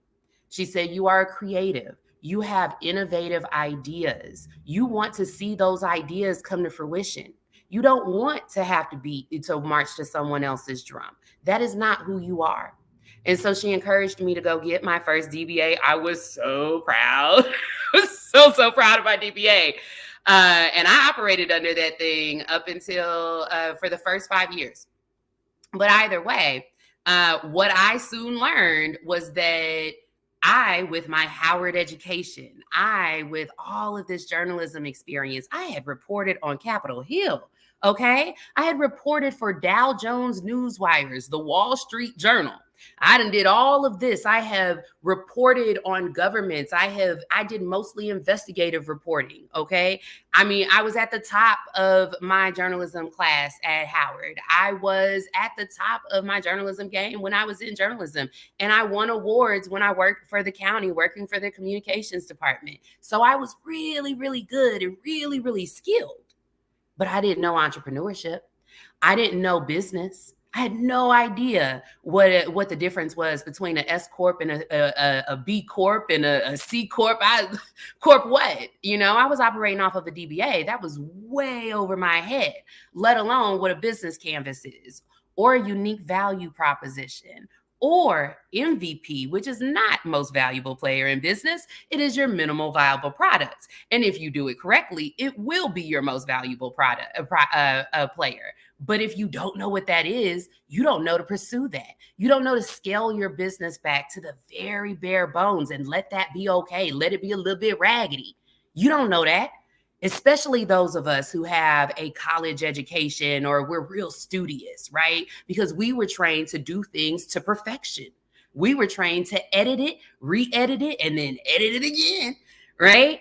Until you get it right, because we were going after A's. Little did we freaking know in entrepreneurship, for real, C's get degrees and sometimes D's. Here's why. And I'm giving y'all this piece. And as Eric Kelly knows, I come on and I try to give y'all as much as I can cram in. So I should have warned y'all, get out a pen and paper.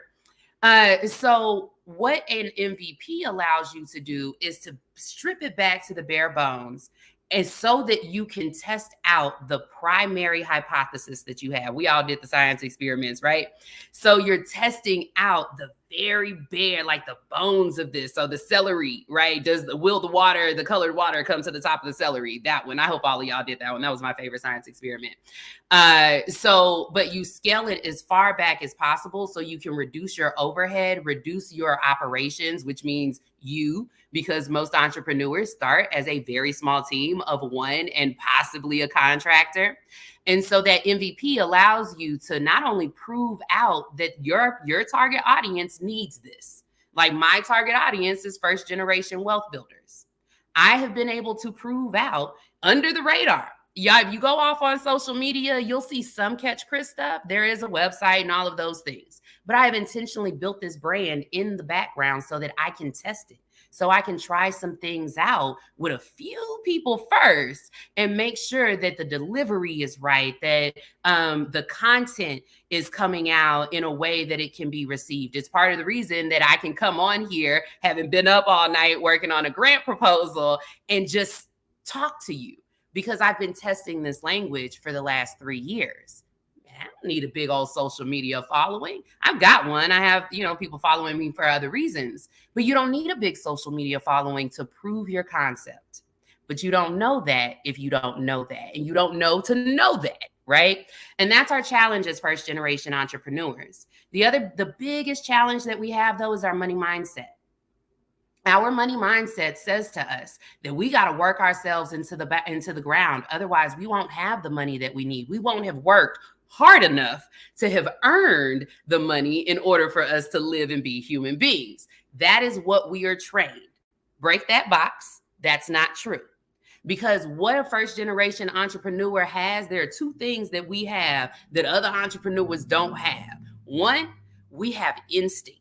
Because what we didn't get in intellectual capital in our neighborhoods and in our at our breakfast tables, what we didn't get there, man, we got some hardy stuff. Because I don't know about some of y'all, but I most certainly was catching the bus when I was a teenager across town.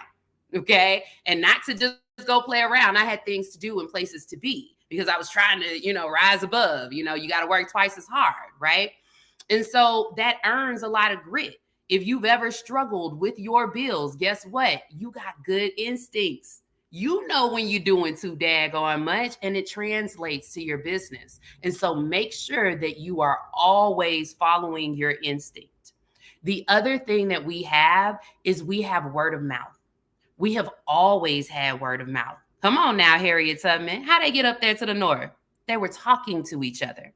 I'm Hispanic, Black, and white. So I've got ancestors on the other side of the border. They've been coming across for decades. I mean, it's driving the government crazy. How are they getting here? Word of mouth. So use your mouth. Ask people questions. Come to these things. Do not chase money, because the bad thing that we have is a terrible concept of money. We truly believe that we have to chase after it. We believe that for a reason, because that's what we were taught, right? They told us that we had to go run as hard as we could and get to that bag. You do not have to chase financial capital. I know there's a lot of programs out here. They're talking about pitch competitions. And so you win $5,000, win $10,000. We have a lot of programs talking about grants. Ooh, get this $50,000 grant, this $20,000 grant. First of all, to get the $50,000 ones, we're usually talking about some form of equity. If you don't understand equity, you don't need to be going after that anyway, because you're giving away your future money. That's where we got a problem, right? So I know that these programs are talking about financial capital, and it is useful and it is helpful when you know what you're doing with it. If you do not know what you're doing with it, it will slide through your hands. My first $10,000 check that my sister and I won for a pitch competition a few years ago, we didn't have the intellectual capital on what we should do with that $10,000 in order to grow our business. We paid for, oh my gosh, I was so frustrated. That check, first of all, it took 60 days to get to you. So be warned that when you win money, it takes a second to get to you. But even before it got to us, that $10,000 was spent on a system that we no longer use, and found out very quickly that we did not need, according to the roadmap that made the most sense for us to enter the market. Our what's called a go-to-market strategy, our lowest barrier to entry. Write down these terms, write down these words, go Google them, go ask someone in your ecosystem to explain them to you, because I'm not just saying them to say them. I'm saying them because you should know them, okay? They will be very helpful. And so what we learned was that traction we were not going to get with the system and the process that we were going, the roadmap we were taking at first. But we didn't know that, and we didn't know to know that. All we knew was that everybody was telling us, oh my gosh, I've got a great business. By the way, it's a virtual country club for business owners.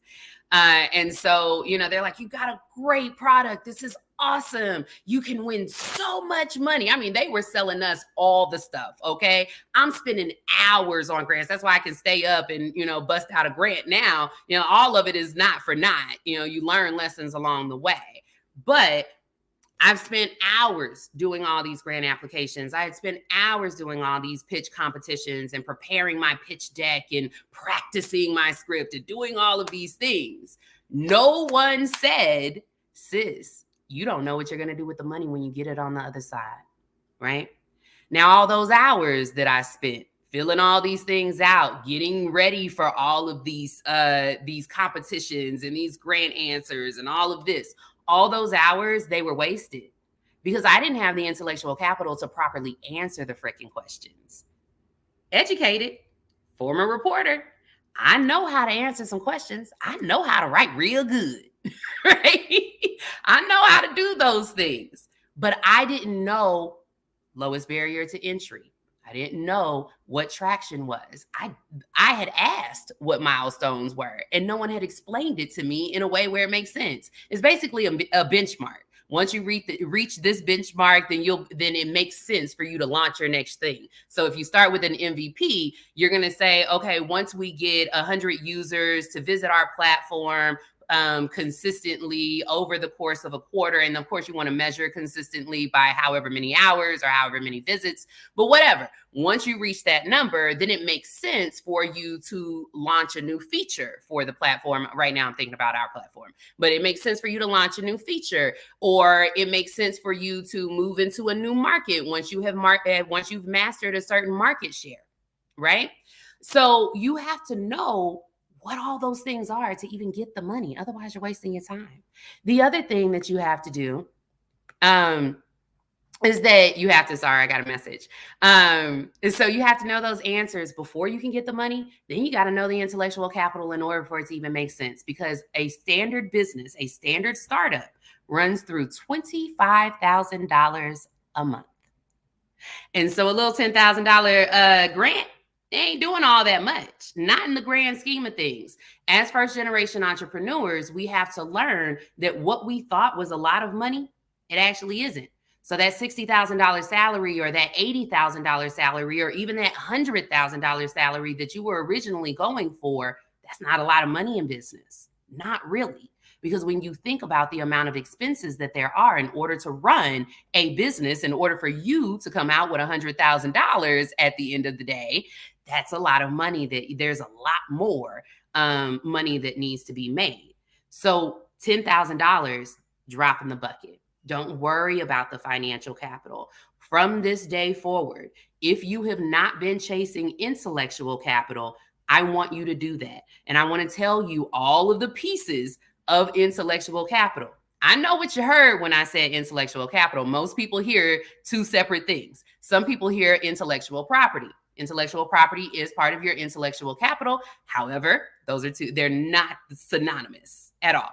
The other thing that people tend to hear is knowledge and expertise, right? Oh, I got to chase knowledge. Yes, you do. And that is part of intellectual capital. However, it is only one of three components of intellectual capital. I really hope by now y'all have that. Y'all got that pen and paper out. Okay. I've been kind of juicing y'all up so I can give y'all the three. Okay. So your first bucket is your expertise. It is your knowledge. It is what is called your, I got a little cheat sheet right here. Remember, I hadn't had any sleep. Is what's called your human capital. So your human capital, and we're going to talk about intellectual capital as a full business, because that's really what intellectual capital measures. It is a measurement of the intangible assets of your business. Okay. And so your first bucket is your human capital bucket. It is where your skills and knowledge base of you and your team, the knowledge that exists in your business, okay? Your second bucket is your structural capital. Those are the non-physical infrastructure that's in place in order to make sure that that knowledge that you have within your company comes to fruition and that it's effective. So this includes your processes and your procedures. It also includes your IP. That's where your intellectual capital comes in. Those are those protections for you. The systems that are put in place, the methodologies, that's all part of your structural capital. Then you have your relational capital. Your relational capital is the relationships that your business has built with the community and the ecosystem, with your customers in the ecosystem. Yes, it does sound like networking. It's not just networking. Networking, at least as it's done these days, is handing people a daggone business card. It's hitting people up cold on social media. That's not what relational capital is. Relational capital is goodwill that you have earned. Now, how do we earn goodwill, y'all? We know. I know we know. I know you done went and volunteered somewhere. But somewhere in business, a lot of us forget that. A lot of us forget that the best relationships that we have, the best mentors that we have, the best people that we've ever run into, it happened when we weren't even dealing with money. We were just out there being good people. We were just being good community members. And you get to do that in business. Your business ought to be doing that. You ought to be looking at, what is a cause that I want my business to get behind? What is a social impact that I can make through this business and encourage everyone who comes to work with me on my team as my business grows nice and strong? Who do I want to encourage them to impact as they also work with my organization, as they also work with my business? You as a CEO, so your business has that intellectual capital, right? You as a CEO, you also have your own intellectual capital because, baby, I don't know about y'all, but I am a whole business in myself. I have been working on Chris for years. Okay, I've been gaining all of this knowledge and intellectual capital. I've been learning structural capital about how to put that knowledge to work. And I want to take a pause right here just a little bit. In your personal structural capital, you want to look at who you are as a person. If y'all notice, my earrings don't match. My glasses do not match. Why is that? It is not truly a styling choice, if I'm being honest with you. Now it's slightly intentional, but it started unintentionally because I got things to do. And I just am not the girl who's worried about whether or not my earrings match. You probably didn't notice until I just pointed it out. And so for me, for the way my anxiety is set up, for my structural capital, I had to say to myself, girl, that's not something we're going to worry about. They not worried about it. I'm not going to worry about it. Same thing with my socks. I just grab a sock, I grab 2 socks. As long as I got 2 of them, I mean, and then when people do notice it, it's a conversation starter. If they don't notice it, then great. I've been able to eliminate something from me, but that's me, right? And so I need to turn this chat off. So for my structural capital, I don't care. That's not me. In order for me to operate at my efficiency, I can't waste time on what I look like. It's also why I talk to somebody about doing my styling. The other thing that I do is I'm late. I am frequently late. I am so sorry, Dr. Kelly. Y'all, every time I come on here, Dr. Kelly is tracking me down. And I try. I really do. I'm paying attention. I even told myself last night, don't forget, in the morning, you got this thing. Here goes Dr. Kelly calling me. It is not because I do not care. I absolutely care. But the way that I'm set up, there's so many things that are going on. And I lose track of them. I'm a little absent-minded professor. I had to give myself grace in order to encourage other people to give me grace on that. What I do on the other side of that, and that's what we have to do, that's what we have to also understand with our structural capital. It is important to build processes that are authentic to who you are, who you uniquely are as a CEO. However, we have to understand that we operate in a world with other people, and there is a perception. So if I had showed up here and I didn't have anything to say and I was stumbling over my words and I didn't have, any clue and I looked top left and sideways, Dr. Kelly ain't calling me back because that's further just like this girl ain't got her stuff together.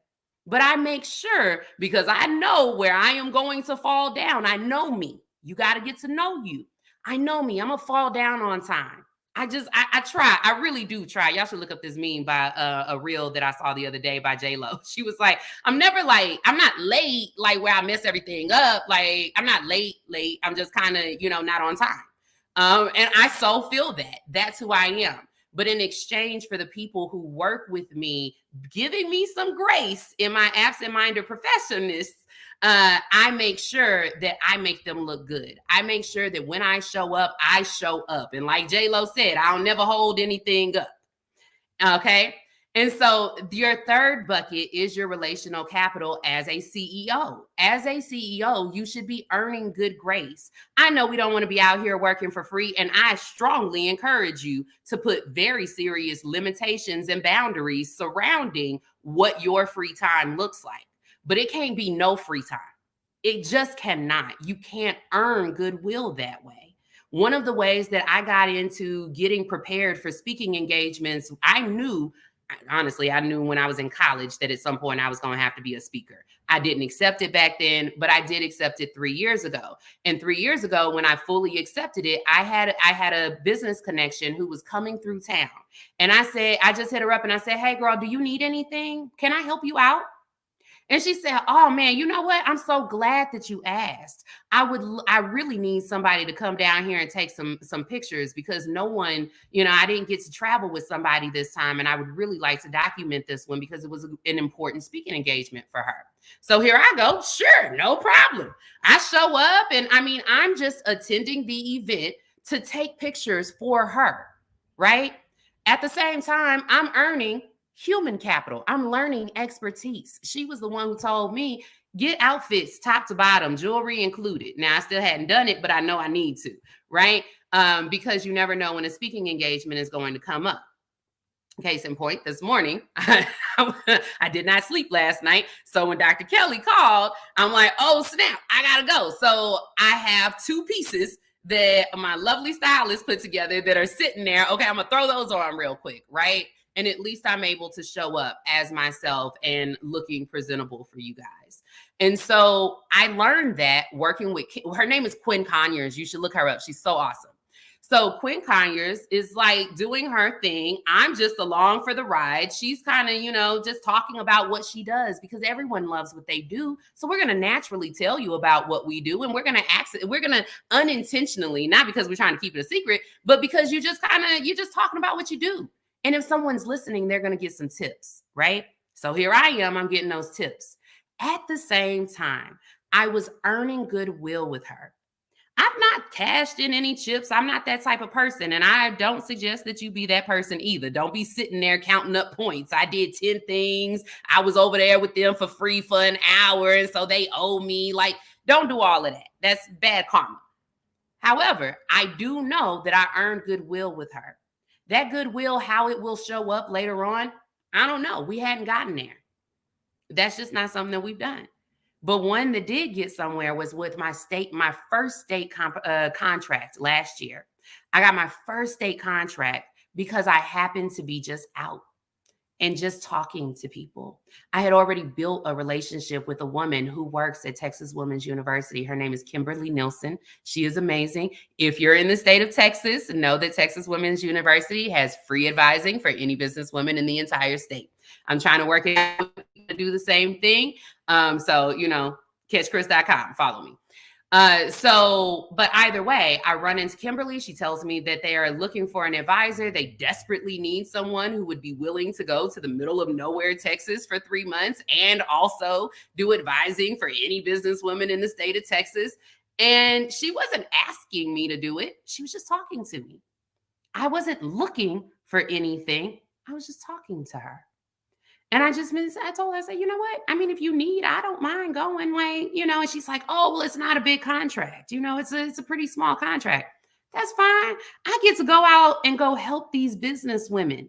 I get to go teach them intellectual capital. I get to go teach them stuff in a way that they can receive, something that I didn't get.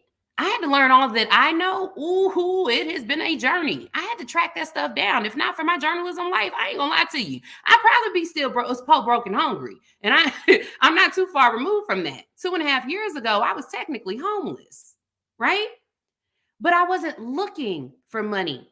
All I was looking for was to be a helping hand to both Kimberly and the ladies that I could be a helping hand to. When I tell y'all I put in that proposal, not only did I win it because it was competitive, there were other people who bid. Not only did I win it, but I won it at 3 times the amount that was originally talked about. What? Look how God worked. And so today, can y'all give me a time check? I didn't clock my time. So today, what I want to leave y'all with is to always chase intellectual capital. Don't chase the money. The money ain't there. Hello, Grant. Man, I'm just listening to you. This has been wonderful. Great. I'm glad you enjoy. Oh, no, I want my young, especially in the age group that you are in, and what you do and the intellectual capital you have gained through experience is wonderful. Because everyone thinks, oh, I'll just start a business. No problem. I'll just throw up a website and I'll get social media and do some ads and marketing and I'm done. And then I'm rich. Ready to land.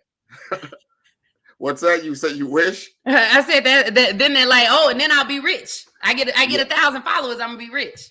Yeah. Grant, one of the things that I tell my entrepreneurs is Rockefeller didn't have social media last I checked.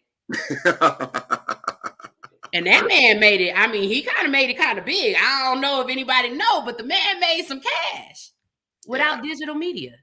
Yeah. So that tells us that there is information. There are methodologies, old school methodologies that we can use offline. Hey, you still suck air, as I say. So that ain't changed in a long time. So you start looking at those particular things that make you special, and you are special. So let us know what is the best way to catch Chris. CatchChris.com. Remember that there is not an H in Chris, y'all. And I'm most active on LinkedIn. In fact, every first and third Tuesday of the month, I do a LinkedIn audio room. It's called Candid Cafe with Chris. And we have no fluff conversations. As y'all can see, I'm a direct person. So we have no fluff conversations, but they're always solution oriented. We go in with a question and we come out with some solutions. I'm not about dwelling. Okay. No, this has been wonderful. Thank you for staying up all night to be with us on the Black Business Network. This has been wonderful. My pleasure. Common, and I'll see you on the other side. For sure. That was wonderful. The Black Business Expo's mission is to raise funds for high school seniors going to college or K through 12 entrepreneurs. This expo is a fundraiser for students. You may go to www.blackbusinessexpousa.com to donate to the scholarship fund. You can use the Cash App that's on below. Look at the screen. That's $USA.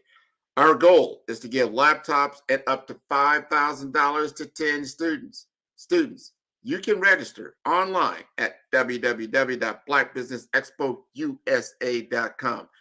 Every dollar counts. So we want to remind you to donate to the scholarship fund. And we want to thank our Black Business Expo USA sponsors for January 2024.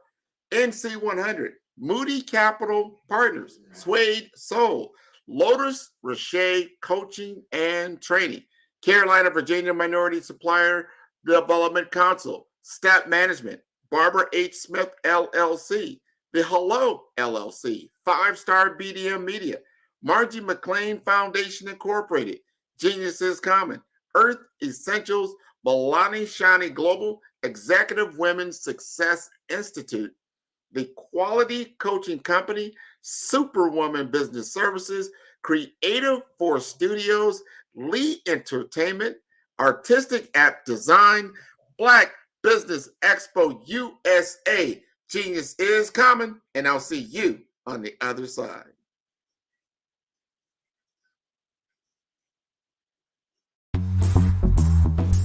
Attention all entrepreneurs and companies. Are you looking for reliable and efficient virtual assistants and back office support to help you manage your business tasks? Look no further than Superwoman Business Services. Our team of virtual assistants provides a full range of administrative support services, including operations management, social media marketing, and much more. We also offer website design services to help you create a professional online presence that reflects your unique brand. In addition to administrative support and website design, we offer business development and structuring services to help you grow your business and achieve your goals. We'll work closely with you to identify areas of improvement and develop a customized plan to help you reach your full potential. At Superwoman Business Services, we understand that running a business can be overwhelming and time-consuming. That's why we're here to help you fly high and achieve success. Our virtual assistants are highly skilled, experienced, and dedicated to providing you with the support you need to thrive.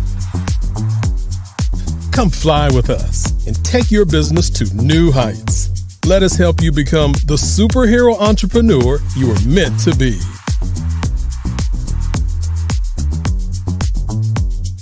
Contact Superwoman Business Services today to learn more about our back office support services. Come fly with us and take your business to new heights.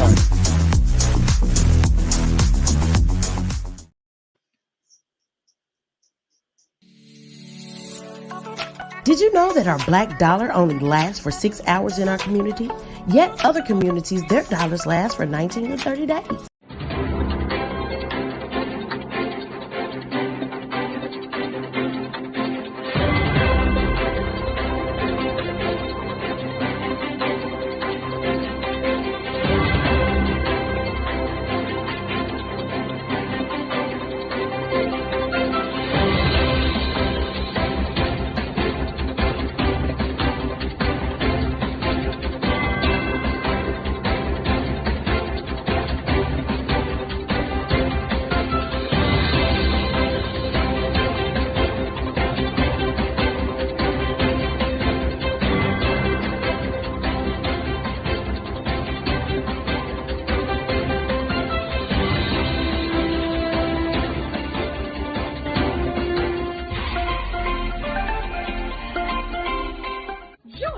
Dr. Eric Kelly III and a host of phenomenal speakers from all around the globe for this 7-day virtual event that you don't want to miss.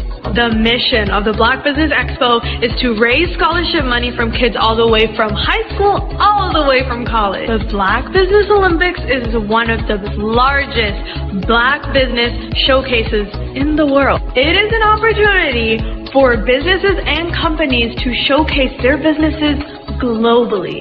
We are going to be giving away laptops up to $5,000 away to students. Again, I'm Olivia Appleberry, the founder of 2 Cents Finance and one of the speakers for the expo. I am so excited to see you there. For more info, go to www.blackbusinessexpousa.com or call 919-308-9090 and hope to see you there. I am Black Business. From the moment I wake until the time I sleep. Yes, I am Black Business. I am Black Business. Tell me, are you Black Business? I am Black Business. Do you support Black businesses? Listen, I support Black business because I am Black Business. Black Business Expo, one of the largest business showcases in the history of Black business in the world. The world!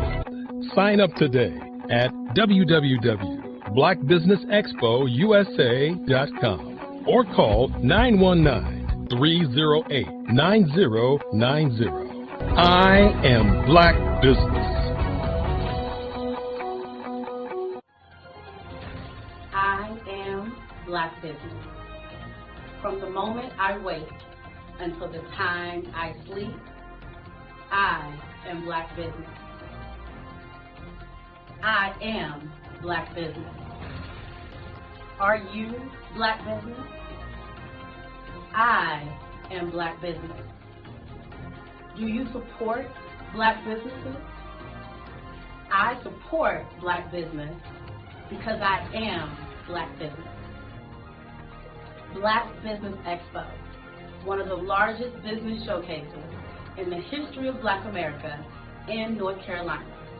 Sign up today at www.blackbusinessexpousa.com or call 919-380-9090. I am Black Business. I am Black Business. From the moment I wake until the time I sleep, I am Black Business. I am Black Business. Are you Black Business? I am Black Business. Do you support Black businesses? I support Black business because I am Black business. Black Business Expo, one of the largest business showcases in the history of Black America in North Carolina. Sign up today at www.blackbusinessexpousa.com or call 919-380-9090. I am Black Business. I am Black Business. From the moment I wake until the time I sleep, I am Black Business. I am Black Business. Are you Black Business? I am Black Business. Do you support Black businesses? I support Black business because I am Black Business. Black Business Expo, one of the largest business showcases in the history of Black America in North Carolina. Sign up today at www.blackbusinessexpousa.com or call 919-380-9090. I am Black Business. What if you could build your own city? A place where every child can find nurturing people to help them achieve their full potential. A place where every adult can access job training support. Where health education is abundant. Where social justice ruled the land. A place without limitations. Welcome. You have arrived at STEM City USA. It is what every city should be. A safe and trusted community where you find people and resources to help you become everything you are and beyond. STEM City is unlike anything you have ever experienced. It is a digital twin of the world around you, only better. STEM City is about energy and soul renewal. It is more than a digital world. You can almost feel the power of live cultural events, music, and theater. STEM City promises a better future for children with caring mentors and hands-on activities with dedicated tutors to support our youth. STEM City is your passport to a healthy lifestyle with weekly events addressing our community's many issues. STEM City is your financial well-being with helpful information on wealth management, career advancement, job training, and so much more. STEM City is the community you deserve. It is the city where your dreams can come true. STEM City USA, a place in the sky that is accessible to all who reach for the stars.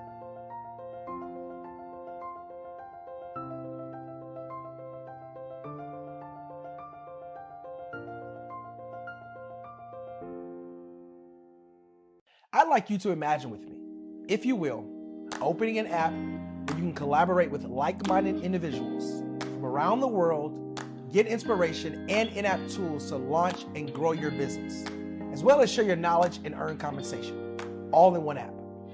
Well, the name of that app is Truso, short for Truly Social. Hi, I'm Matthew Newman, the founder and CEO of Truso.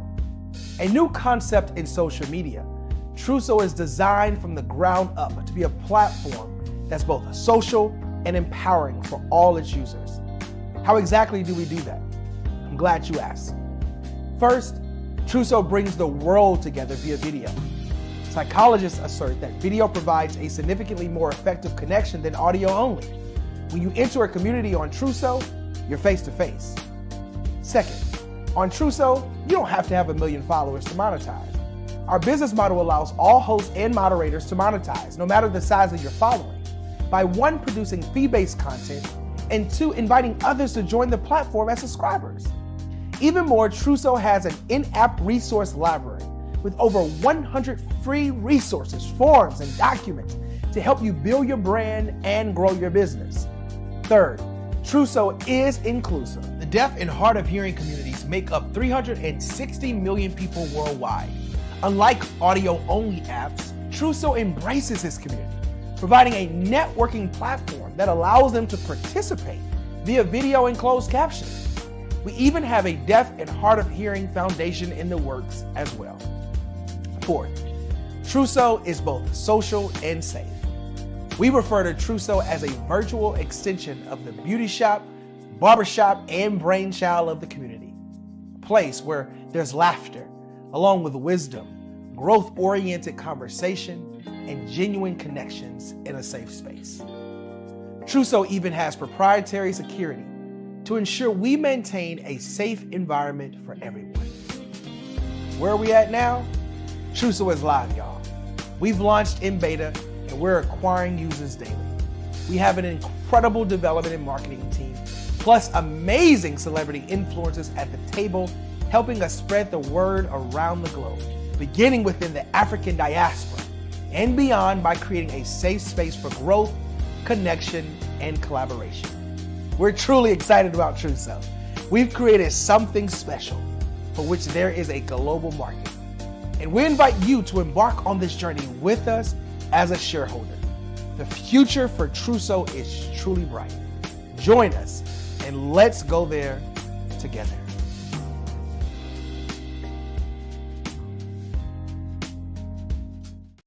Artist to me is a creative expression of something from nothing.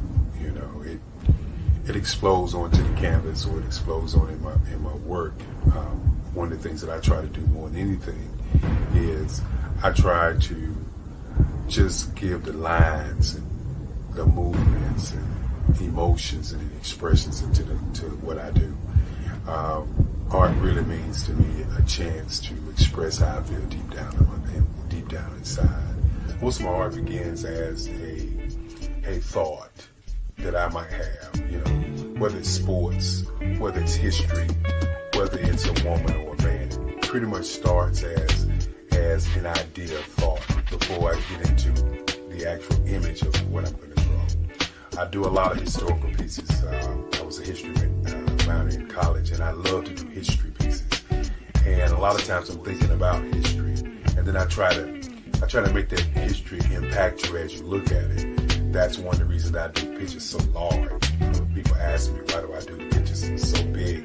And I tell them, I want the piece to impact them as they're looking at it. To kind of dominate them, dominate their space.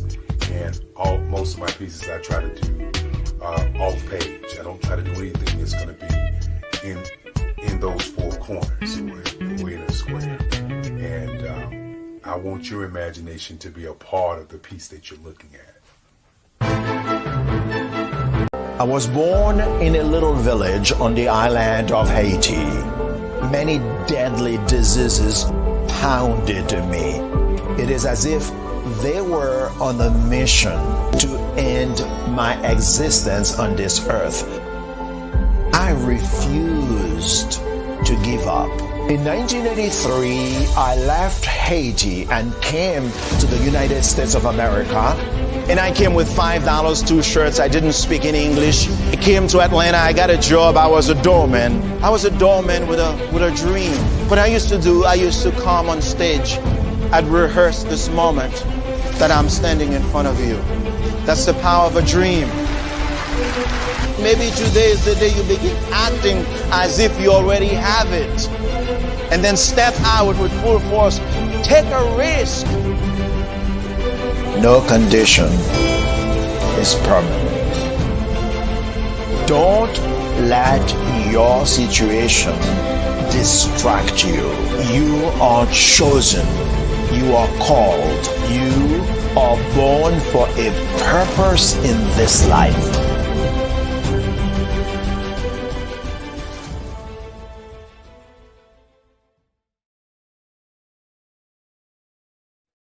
Hey everyone, it's Grant McGaw, CEO of 5 Star BDM and host of the award-winning Follow the Brand podcast and TV series, where I help you to build a 5-star brand that people will follow.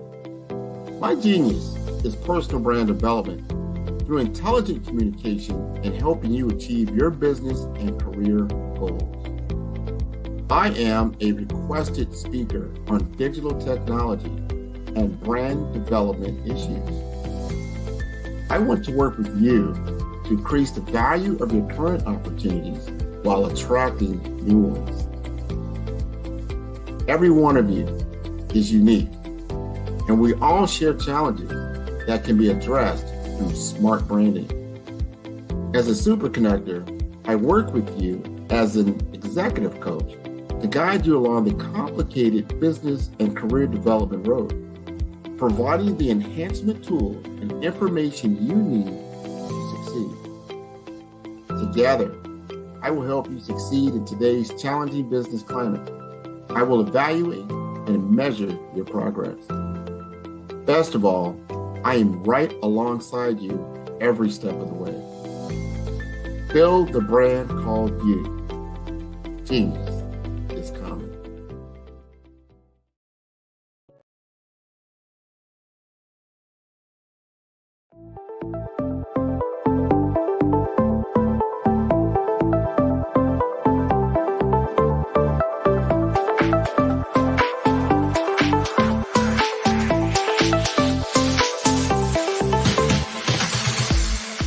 You need to be messaging and communicating to a lot more folks and getting them committed to you as a brand and feeling that you are trustworthy, as a subject matter expert, and for their needs and their pain points. That says, look, here are my pain points. Here's the problem that I have that I don't want, or the benefit that I want that I don't have.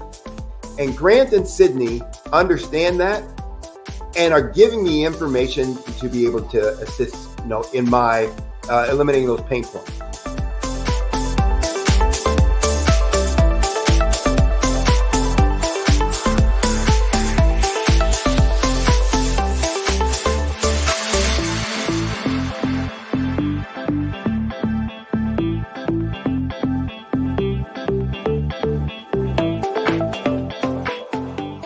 You're going to get a lot out of this workshop.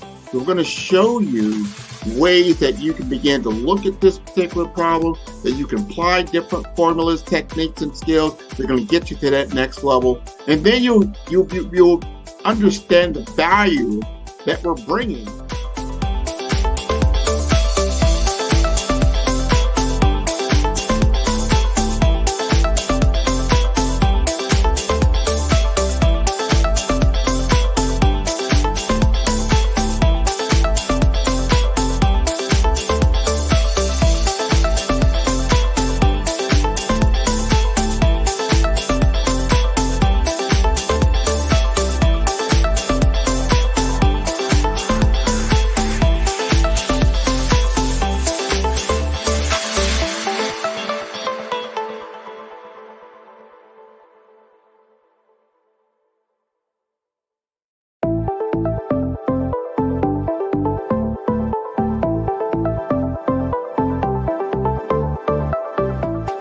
Five-Star BDM, Brand Development Masters, is a professional consulting and advisory group keenly focused on business development services for the small to mid-sized business and entrepreneurs.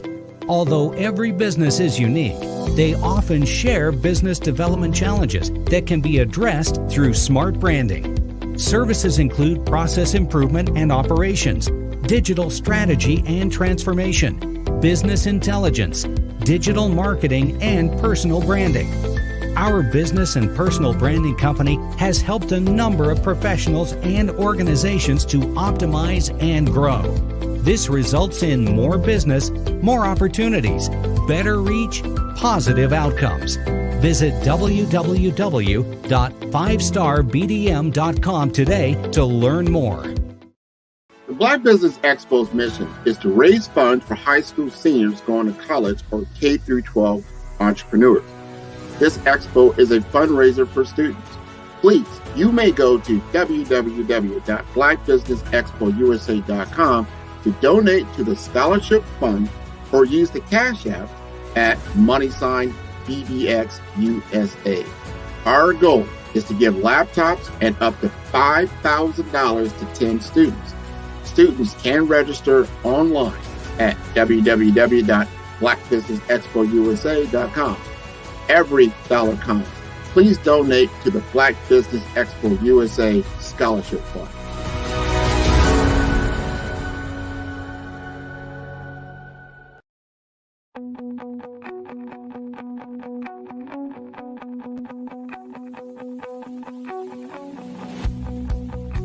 I am Black Business. From the moment I wake until the time I sleep. Yes, I am Black Business. I am Black Business. Tell me, are you Black Business? I am Black Business. Do you support Black businesses? Listen, I support Black business because I am Black Business. Black Business Expo, one of the largest business showcases in the history of Black business in the world. The world! Sign up today at www.blackbusinessexpousa.com or call 919-308-9090. I am Black Business.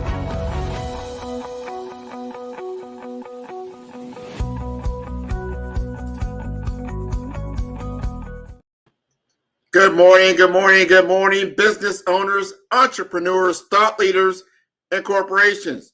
Welcome to the Black Business Network.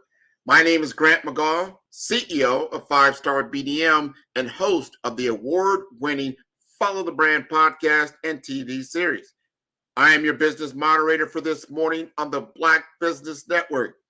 The Black Business Network is a 24-hour business network showcasing Black businesses, business owners, entrepreneurs, and thought leaders worldwide.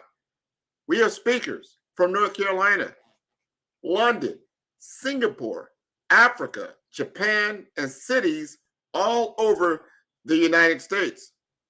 The Black Business Network is a global community sharing its business knowledge to empower, inspire, and educate businesses about business. Now, it's time to introduce our next speaker, remarkably, Coach Melvina Ford. Melvina is not just an author, but a beacon of hope and healing for women everywhere. Her books, What the Hell, A Life Testimony, and What the Hell, Her Rise from the Ashes, encapsulate her journey and the transformative power of resilience.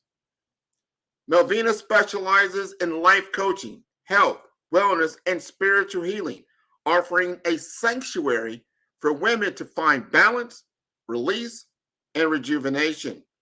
Understanding the pressures women face in juggling multiple roles, she provides holistic approaches to foster emotional and mental well-being. Melvina's personal journey of overcoming struggles is a testament to her strength and empathy. Her mission is to shatter the glass ceiling for women, empowering them to discover their innate power and embrace their full potential, leading lives filled with love, joy, and success. Ladies and gentlemen, it is my honor to present to you Melvina Ford. Hi, how are you doing? And there she is. How are you? I'm wonderful. Thank you for having me on. It's great to be here. Thank you for joining us. This is going to be wonderful. Genius is coming, and I'll see you on the other side. Hi, everyone. It is a pleasure to be here. And after that wonderful introduction, I'm like, is that talking about me? But yes, it is. What I really want everyone to take a breath and think about is our look as a Black community on healing and health. We depend on the doctors to give us a prescription. We look at them to diagnose a lot of things for us. You know, we think that's the one-stop shop. That's where we're supposed to go all the time, but we forget who we are innately inside and the inner healing and power that we have within. So talking about breath work and talking about touch therapy is something foreign to a lot of the Black community. Some people, don't get me wrong now, it's starting to become more well known, but if you were to look at percentages, the percentages are really low. And we are really trying to expound on that and get everyone to understand what it's about. But before I dive deep into this, I just want you all to understand, when we hear certain words as therapy, or we hear certain words as healing, or therapist, or doctor, psychologist, psychiatrist, those words are like, you know, connotations put on a negative content. I'm that crazy. There's nothing wrong with me. So I'm going to give you my story initially before I jump into this, and you'll understand why I've taken on this story. I'm not going to go too much into it, but I'm going to give you enough so you'll have enough to grip onto, because this is my journey to put me here. And I want you to understand that we all have a certain journey and we all carrying something. So if you were to look at, I'm just going to go to the place where I was in my life, where I was suicidal, seriously. And I went to a psych ward from taking pills. And in the psych ward, they don't look at you as a human. So that's the one thing as a Black community, we're consistently fighting for. We want the same acknowledgement as any other race, background, or whatever you want to, call it. We want that same acknowledgement. We want to be recognized as a human being, as an equal. We want that. I think all of us do, no matter what race we are. But so going into a psych ward, the doctors are looking at you kind of strange anyway. And everything is basically a number or a situation, a sickness, and they're not looking at the person. So no one's really looking at, how did this person get here? Okay, we see the symptoms, so let's just hurry up and give them pills and send them on their way. And we're not looking deeper into why. And when a person's in that fight or flight mode, which a lot of us are consistently in that mode, and we don't even know it. We don't even understand it. And we're carrying sicknesses and symptoms from childhood, from young adult, from our parents, which a lot of us do not understand. We're carrying a lot of those traumas from our parents that haven't been healed from them. And that's where the generational cycle continues. We don't understand. We really need to dive deep into that. So I was in this psych ward, and the doctor's like, well, they're asking you what's wrong and what got you here. And before you could really be diagnosed as far as anything else, they're already ready to give you pills. They're it's like, it's your fault. It's this you knew better than this. Okay, well, that's not helping me, because most people, when you're going to the doctor or you're going to a psychiatrist or whatever, okay, I realize the reason that I'm here, help me get out of it. And that's not what I was receiving. I was receiving, do you want a pill to take for the anxiety? No. And I had to go to the point where I had to reverse everything. I'm like, there's got to be a better way to do this, because this is not it. And I faked myself through it. I literally faked myself through getting out of there. So I was in there at 2:30 in the morning from the hospital after taking pills, and I got out at 2:30 the next afternoon, 12 hours. And the funny thing about this is, let me tell you, is when you are in the psych ward, you have, and this may sound a little strange, you have a lot more sane people in there than you think. They will let you think they're crazy. They're not. There was a woman in there, and she told me verbatim, and I couldn't believe how she played it. This is exactly what you say. This is exactly what you do. Now, I was in a depressed mode. I wasn't psychotic or anything, but I was depressed, heavily depressed from what I had been through. This is what you do. This is what you say. So we had to go into this room, and they have us, like a community room where all the patients are there, and we sit there and we talk, and we go through the serenity prayer, and we talk about issues, or how are you feeling today? Are you feeling better? Da, da, da, da. So the minute before we had this young lady told me this. So we get into the room, we're with the coaches or whatever, or the counselors. And all of a sudden, when it gets to her, she goes from this smart, intelligent woman to this, it's like she's talking to someone in the sky. And I'm sitting here because I'm just stunned, looking at this whole situation like, this is not happening.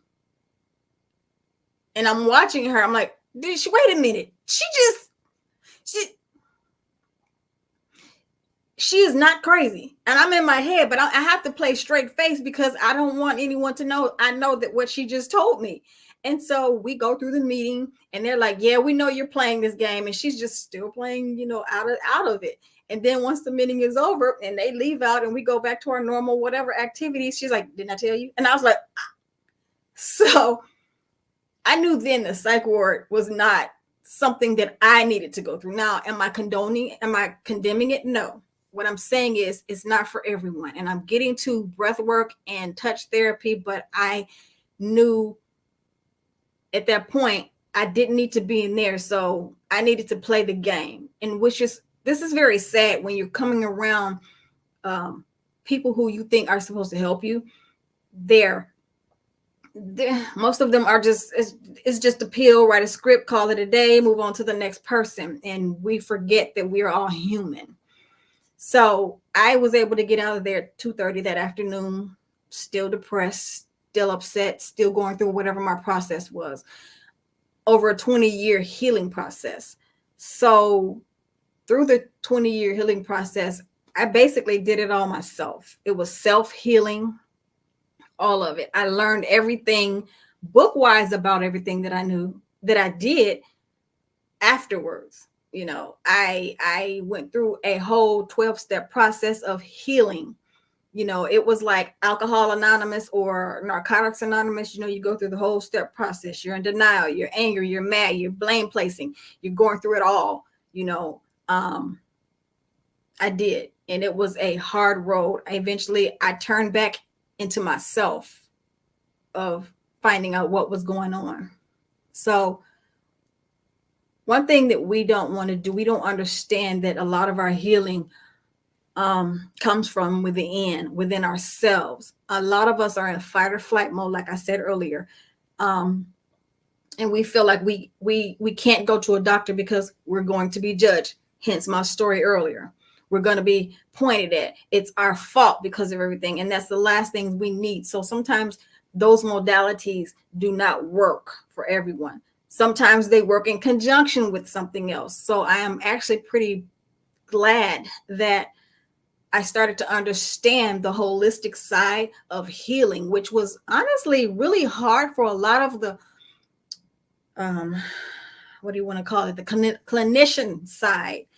Psychiatrists, psychologists, therapists, they weren't too keen on accepting it at first, literally, because it's like, no, I have a degree in this and that's not this. And, you know how we get when we get our degrees, we get a little bit different, and we push and we fight and we want to be on top and we want to be the best. And we want to say, no, this is not right. That's not right. So one thing I learned through my whole healing process is, excuse me, is that there's not a wrong way or a right way for any of this.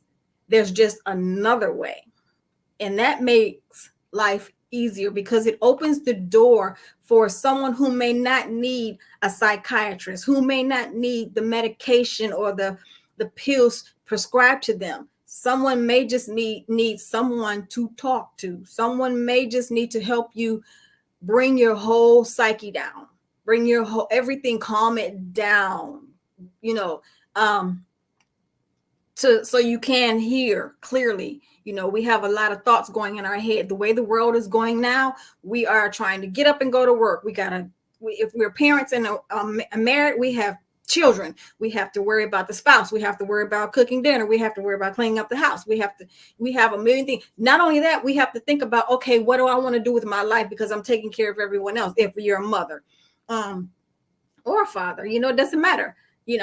All these things are going on. Then you have to contend with the outside world and what you're dealing with. You have to get to work. So you have a crazy driver on the road. You have to worry about working with coworkers who are gruntled. If you're answering the phones, you have to worry about the people on the other end, how they're coming at you. You have all these things throughout a 24-hour day, and you only get 8 hours a night to compress it all if you can. But sometimes you're too tired because by the time you get ready to go to bed, you cook dinner, you help the kids with the homework, you've taken a shower, you've had to get clothes ready for school and work, and you're drained. So you haven't had time to pull it all together, compress it, decompress it, just make sense of it all.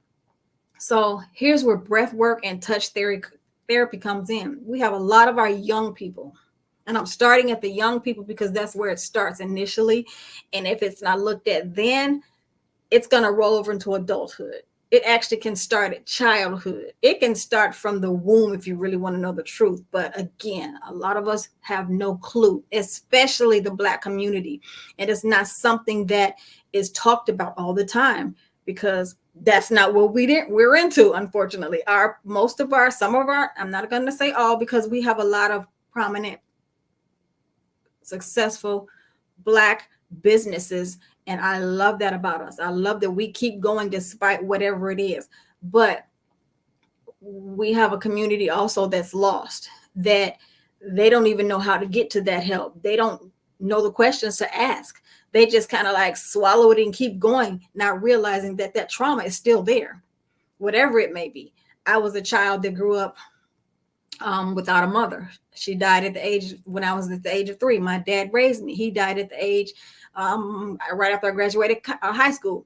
So I lived most of my life without my mother. Really didn't get to know her like I wanted to. My dad was my only source of information, and he raised me the best way he could. So I grew up with bullying, even though he tried to teach me how to fight.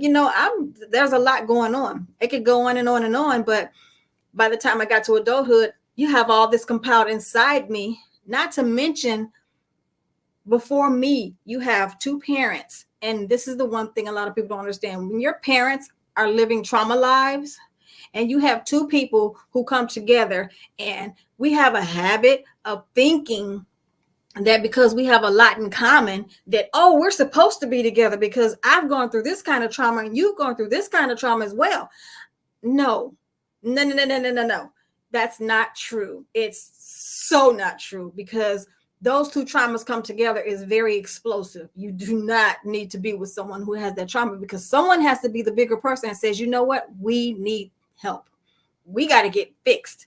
We can't go on like this because we're 2 powder kegs exploding on top of each other all the time. So, breath work. What is breath work? Something that we don't even think to do. You can do it on your own, but some people probably need that help so they can get to that point. They can learn how to do it on their own. So this is something that I did with one of my clients. Actually, she's not even a client. She's a former coworker. So she is dealing with high anxiety. She zones out. She has, to the point where she has to take she literally takes medication now just to stay calm, not go into anxiety attacks and not zone out and blank out and go into this just crazy mind space that she has no control over. And she was being weaned off medication slowly, and her body was trying to adjust to that. So, you can't really put people on medication and expect to take them off just like that, because it's going to cause a whole nother, really bad triggering effect for the body. The body has to be weaned off of it. Just like a mother, when she's having a child, the first time when she first has that child, she goes through postpartum, because first of all, you got to remember, a woman has this child for 9 months. Her hormones are trying to get ready to get this child pushed out. So now after she has this child, her hormones are saying, what am I supposed to do now? Because I'm confused. There was someone here I was taking care of. Now it's not there anymore. So the body goes through a mourning process. It goes through a reconfiguration, trying to get back to where it was mentally, especially mentally. The hormones are all out of balance. We know how we are as women. It gets crazy. So breath work, I think this is the most important thing. So what I did with this coworker, we were in the office and I was at the front desk, and her office is like right by my office. She was having a moment, and literally, and I laugh at this situation every time, because at the time I had a very, very micromanaging supervisor, my job was to be at the front desk and make sure I was at the desk for the doors and the phone. Well, me being the person that I am, I decided, it just happened. When you are in your normal way of being and it's you're just like second nature to you to be this type of person. You're walking in your journey, your course, your passion, whatever it is, and it's just there. And sometimes we don't realize it, but we're doing it. That's exactly what it was. She was in her office and she was having a panic attack. Now, mind you, I knew some of the things that she went through, but I had never, we never really had a deep discussion. And she kind of had an idea of what it was that I did. This one moment. Now, she was an intake worker. So she took in all the patients, signed them in, make sure all the paperwork was there for the residents and everything. Anyway, she has a panic attack. I'm supposed to be answering the phones in the door. The minute this happens, I jumped. It was like the desk, the phone, the front door did not matter anymore. I jumped up, grabbed her and said, let's go outside. And this is what I'm going to show you about breath work. She had so many things going on in her head. Now, mind you, that job was stressful, which didn't help. But yeah, that's exactly what was going on. Breath work. I took her outside. I stood her under the tree and I said, stop. And I said, close your eyes. And I said, breathe. And I told her how to breathe. Breathe in slowly through your nose. Hold it. And then breathe out. And I did this for 3 times. And it calmed her down. And the minute I told her to do that, she was able to relax. And then I told her, what do you hear? Because when we're in that fight and flight mode, when we're dealing with all this anxiety, we don't even realize what's going on in front of us, even though it's happening. It's just like second nature because we're just doing it. We're used to just doing and going and going and doing and making and happen and call answering. We're really not in that space. We're really not. So I had to show her how to stop and breathe and shut the noise out. One thing that I learned in breath work is when you're concentrating on breathing, you're not thinking about anything else because no thoughts are coming in. You're literally sitting there listening to your breathing. And I've taken several people through that process. I said, when you're concentrating on your breathing, you're listening to the breath coming in and you're listening into it go out, you can't hear nothing. Not a thing is coming in. And it helps. So let's take it to a deeper level. It helps to balance your body. It helps to get you out of the fight or flight mode, which we are in all the time. It helps us to quiet our mind and come out of the story creation mode. And we create stories in our mind 24/7. Literally. I bet you can think have you ever sat and listened to the thoughts that go through your head? I would dare you to write them down just to see in 1 hour to see where your mind goes. And most of the time you're not going to remember because it's one thought after the next, after the next, after the next. Oh, I got to go cooking. Oh, what does she have on? You know what? I can't believe he just drove in front of me. Oh my God. Anxiety. Fight or flight mode. Not to mention what is already going on. Oh my God, I got to pay this bill. Oh my God, this is happening. It's always a, oh my God. Oh my God. Oh my God. We're there. This is where our community, we're and then not to mention the things that we feed our bodies and our spirits. None of that helps. But when we get to the point where we can just stop and shut it down, even if you are at work and you have to go outside for 5-10 minutes, or on your lunch break, go sit in your car and just breathe. Let your body readjust to calmness. And then you can go back into the place that you were in and clear it all out. You can focus. You can focus on what's happening right now, not what your mind is telling you you need to think on, because right now you can't do anything about it anyway. So why think about it? Another part of this is also touch. Okay, so you know what? Touch therapy. I want to bring that about. Touch. What is touch therapy? So a lot of people call it different things. Reiki. Also, those are some people who have gone to church sessions, church, ceremonies, or, church. Let's just say church. Call it what it is. So, and you've seen ministers call people up to the front and they'll speak to them and they'll lay hands on them. Touch therapy. You've seen it. It's just called something different. But when you put the word therapy on it, it's like, oh no, that's a doctor. I can't do it. It's it's not as bad as we think. If some people can go up to a stranger in a religious building and have someone talk to them and lay hands on them, then it's the same modality, except touch therapy, you don't have to be touched. Because the one thing we need to understand is, even during the breath work, our bodies carry energy all the time.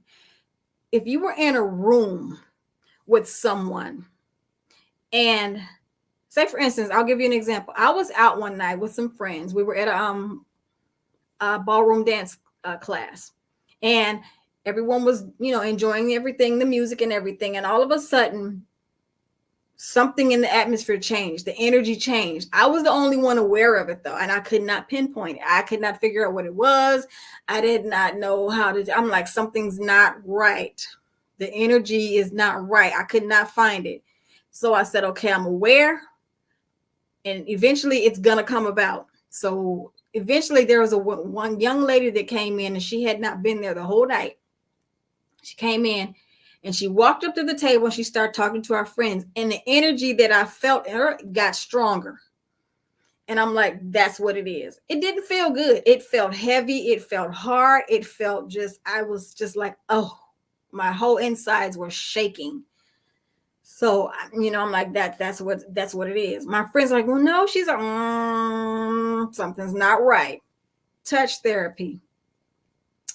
When you touch someone's body, our body has energy centers called chakras, and each one of them stands for something within our human body to help us function. It tells us when it's off, because something within us is not working, whether it's fight or flight, whether it's our creativity side, whether it's reproduction,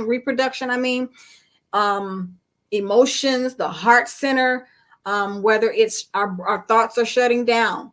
So during touch therapy, again, what you're doing is you're feeling for that energy. You can do it yourself, but some people don't know how. And it's easy to get that therapy from someone else and find out how to take care of it. It's scanned. Your body gets scanned, and you can feel a heat source. If that heat source is very strong, or it's cold, or even if, say for instance, if you are in a certain spot and it's just really shaky, that energy tells you something. It's just like being around someone who their energy is off. Like I told you, when that woman came in the room, the whole energy in the room shifted. I was the only one that noticed it. And my whole inside shook, not outside. So you didn't know, but everything inside me, I'm like, something's not right there. This is where, when you go to therapy for touch therapy, they're here to help cleanse that area out, to push the negativity, the heaviness, the denseness that's causing your body to go into a fight or flight mode, or to help to reduce the stress and anxiety you're dealing with. It's also to help the natural healing process, because we are created as beings that can actually heal ourselves. And I know that sounds really, really crazy though. We can heal ourselves. What? Yes, we can. Now, what I am going to say is, on the other side of that, if we don't know that we're sick, and we have, like, say for instance, we'll say cancer. We'll use cancer. If you don't know you have it and you're in stage 4, okay, I can't say that your body's going to be able to pull you through that.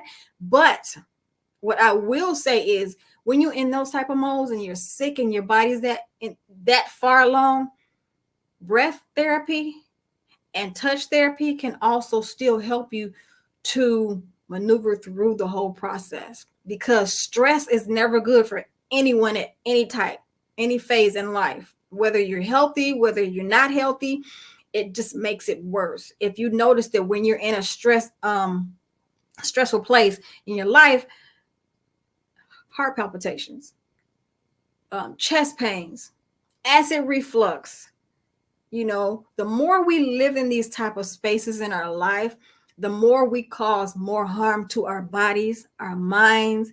We get the migraine headaches. Cancer literally comes from a lot of this.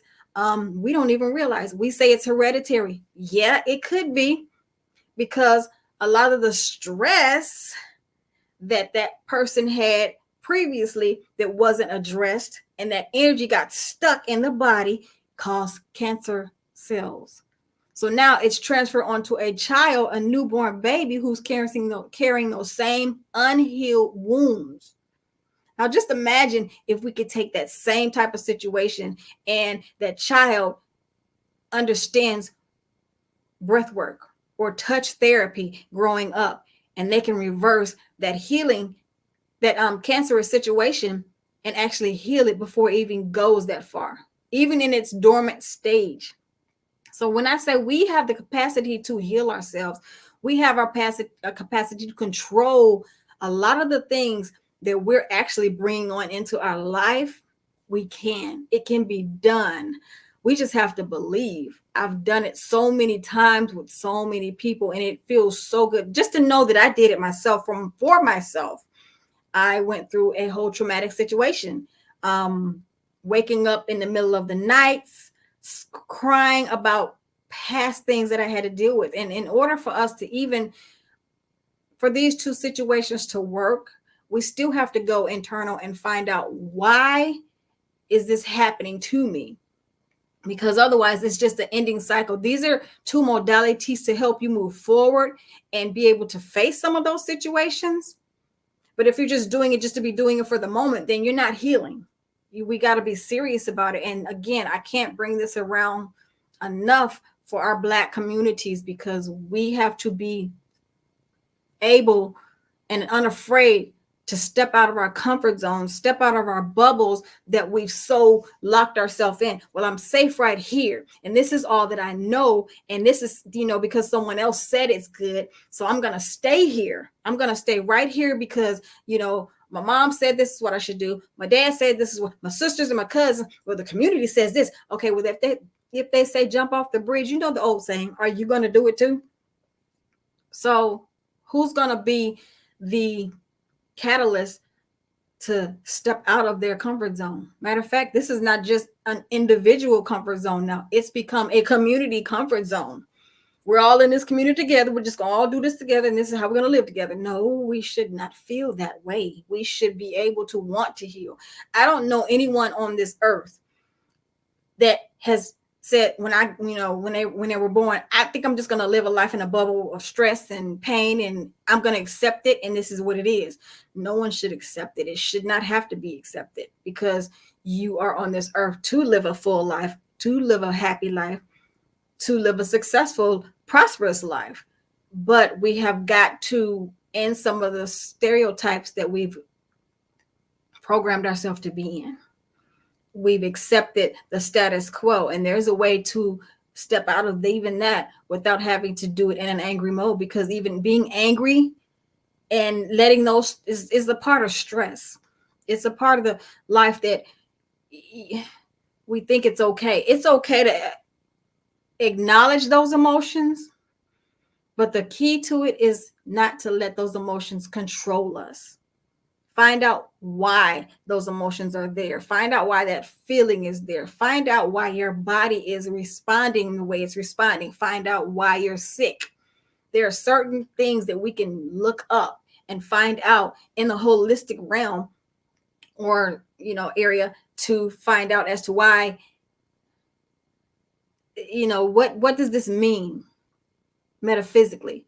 A lot of our emotions and things that we attach have something to do with maybe your heart, maybe your nervous system. It can cause literally cancer cells. Who else? What else? Lupus. A lot of those things that, people thinking there's a way around it all. There's a way through it. There's a way to heal from it all. Even if you break a bone and you think it's not going to heal correctly. I've seen this. I've seen testimony of it. People who have usually used these breathing modalities and this touch therapy, it helps in so many areas to clear your mind so you can think straight and be able to not have to use pharmaceuticals all the time to just make it through the day. that should only be something temporary that you use until you can gain control and learn how to use these modalities to be able to function in life.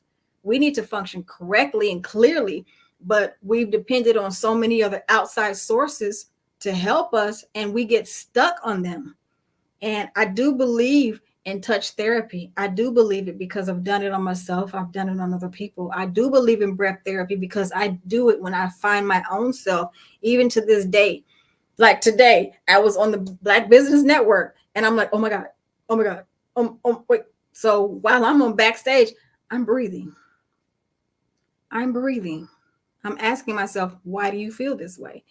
And one thing I will say is I love the way when you're on backstage, you see what's happening in the advertisements. They're encouraging you in the ads. They're telling you this is meant for you. You can do this. So I started listening to that while I'm breathing. But I'm breathing and I'm checking in with my heart. I'm checking in with my gut feeling. And I'm bringing myself back to the moment and I'm shutting my mind down to all the noise that's in it. That's what these two modalities are all about. This is what breathing and touch therapy is all about. Self, right now, where are you at? Where are you at? Come back from where your mind is, because your mind can take you out to Jupiter if you let it. But come back to the moment. Come back to right now. Where am I right now? It's easy to be done. Catch someone else. This is something that I do all the time. People come up to my desk. Hi. Hi, Melvina. Thank you so much. Two teachings you gave us, on touch therapy, on breathing. And I'm going to tell you this, I really, really like your background. It matches, your energy kind of like just kind of flows through. That's magical. Thank you very much. This is my tree of life. Well, that tree of life is you definitely have, it's beautiful. I'd say it like that. It's beautiful. I see the sun rays coming through there. Yes. Tell us again how to contact you, because I know a lot of people that were listening, they want to know, how do I get in touch with Melvina to continue that conversation? Well, the best way to contact me is through my email, which is rebirthdimension@gmail.com. I check it consistently and would not miss an email, and I will be responding ASAP. Excellent. Well, you have been wonderful. Genius is coming, and I'll see you on the other side. That was wonderful. I want to remind everybody the Black Business Expo's mission is to raise funds for high school seniors going to college or K through 12 entrepreneurs. This expo is a fundraiser for students. You may go to www.blackbusinessexpousa.com to donate to the scholarship fund, or use the Cash App that's on the screen below. That is $BBXUSA. Our goal is to give laptops and up to $5,000 to 10 students. Students, you can register online at www.blackbusinessexpousa.com. Every dollar counts. So we want to remind you to donate to the scholarship fund. We would like to thank our Black Business Expo USA sponsors for January 2024.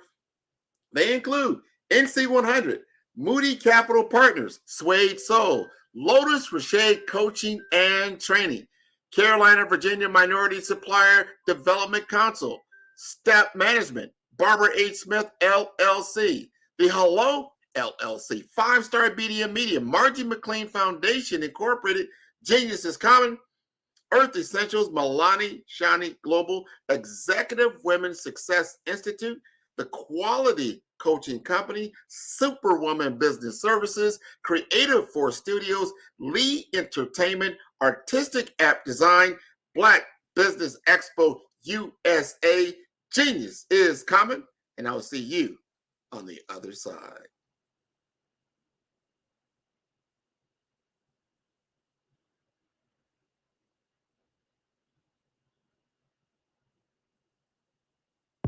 The Black Business Network and Black Business Olympics are essential platforms for Black business owners globally. They provide the tools and support you need to succeed in today's competitive marketplace.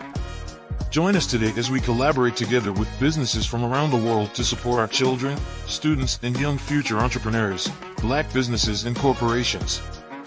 We raise funds for students going to college and young entrepreneurs who are aspiring to be business owners, and we invite you to be a contributor today. Visit the website www.blackbusinessexpousa.com to connect with and learn more about how the Black Business Network and Black Business Olympics can help you not only share your amazing business story to businesses, but also serve future generations. Hello, my name is David Jones, CEO and co-founder of the Hello LLC, where we help businesses build a culture, brand and experience, and leverage technology to pivot into Web3. Join the Black Business Network streaming live into Roku, Metaverse, STEM City, Black Multiverse Enterprises, Hulu, YouTube, iHeartRadio, Apple, Facebook, LinkedIn, Spotify, Twitch, and Google Podcasts. Tune in, turn on, and let's thrive.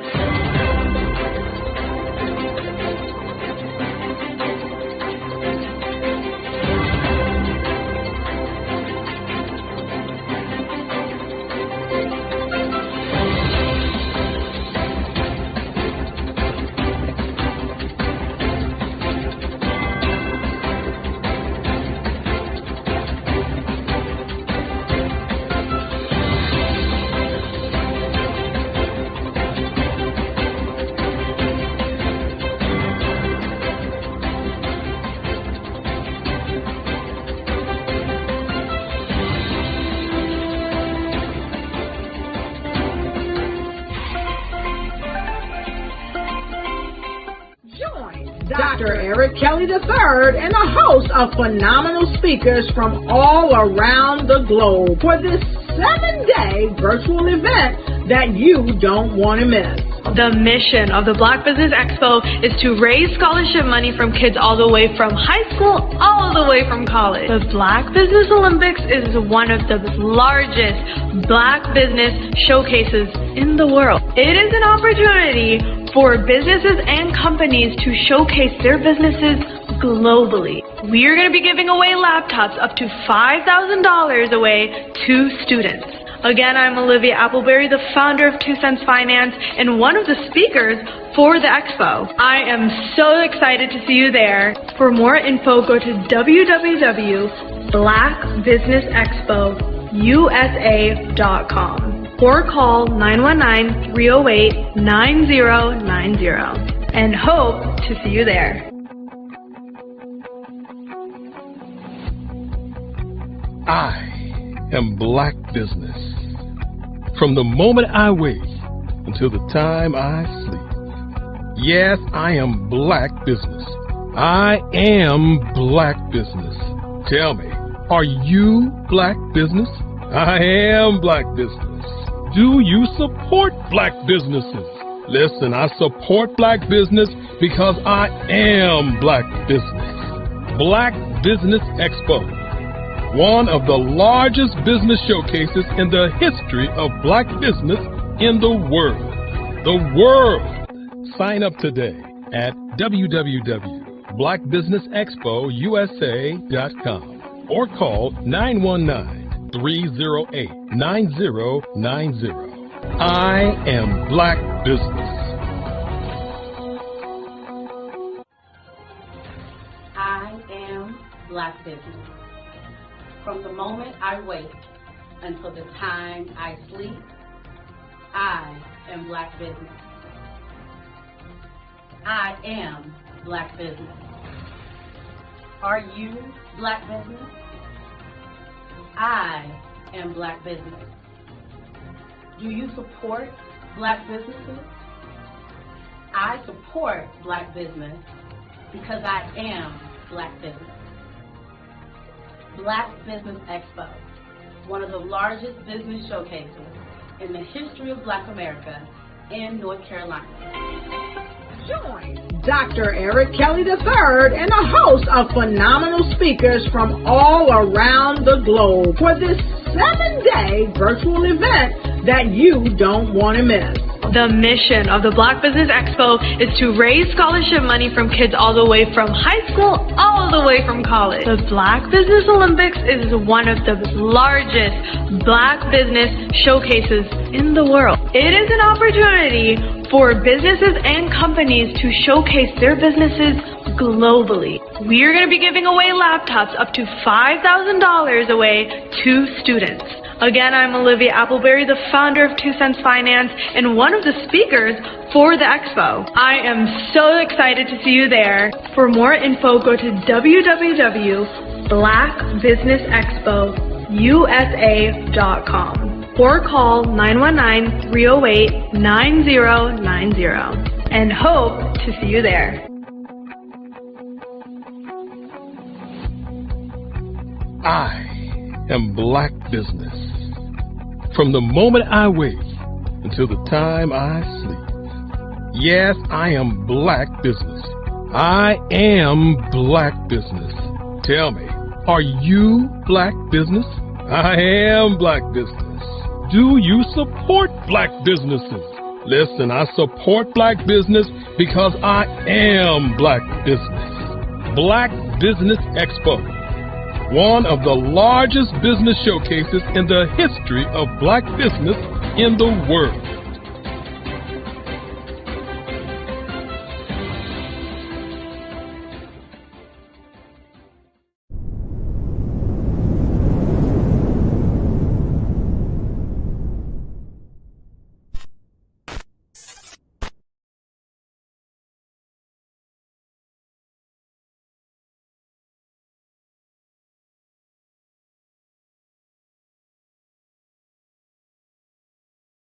Artist to me is a creative expression of something from nothing. You know, it explodes onto the canvas, or it explodes on in my work. One of the things that I try to do more than anything is I try to just give the lines and the movements and emotions and expressions into what I do.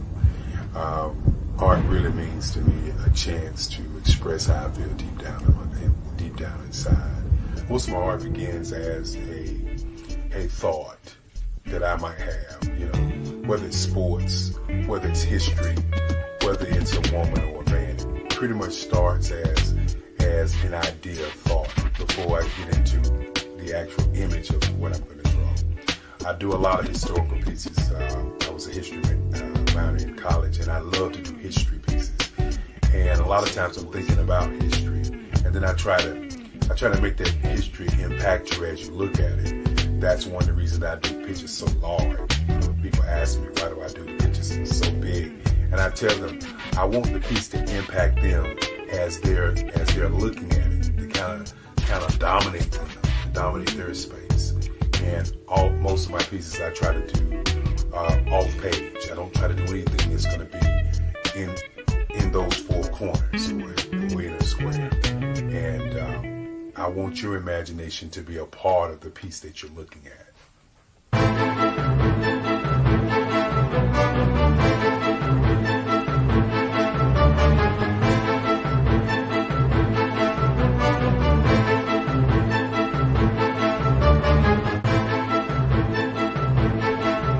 The way I feel when I'm drawing, when I'm creating something, is I feel free. I feel like there is an anticipation of something that's going to come. I try not to draw first. I try to draw second. And what I mean by that is I try to allow myself to kind of get into the piece and just relax. Sometimes I miss time. I'll draw 2-3 hours, sometimes 4 hours. And while I'm drawing, it's just a free. I just feel free. I mean, I feel like time stands still.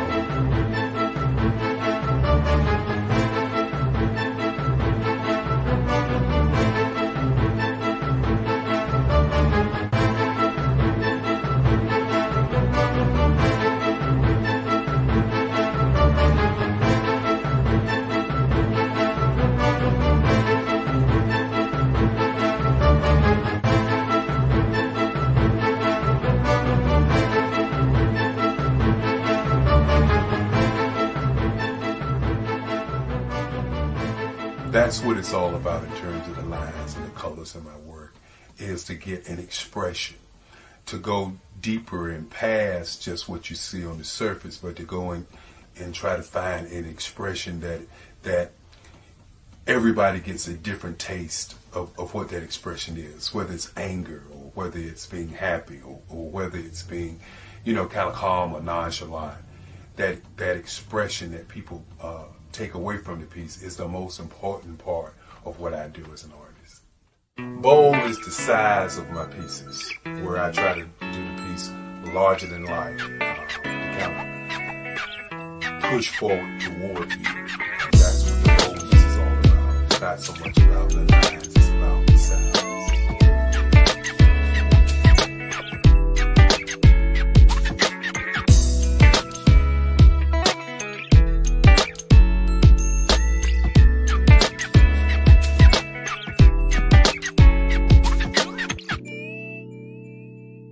The Face of Change art show is inspired by my mother, but more importantly, it's a historical moment in time as the pieces depict different emotions and expressions of Barack Obama.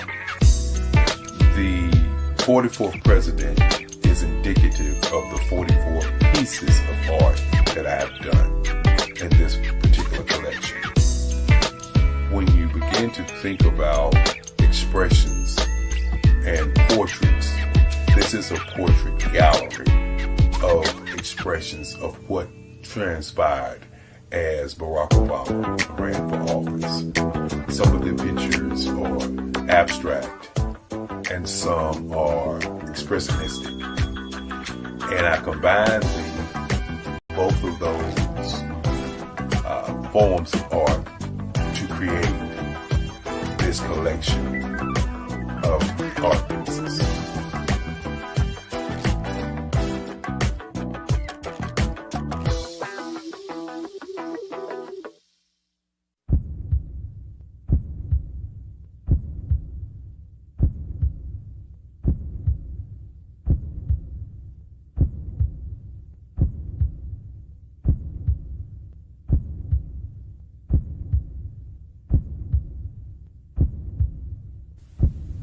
Overcomer, brilliant, ambitious, motivated, awesome. Obama.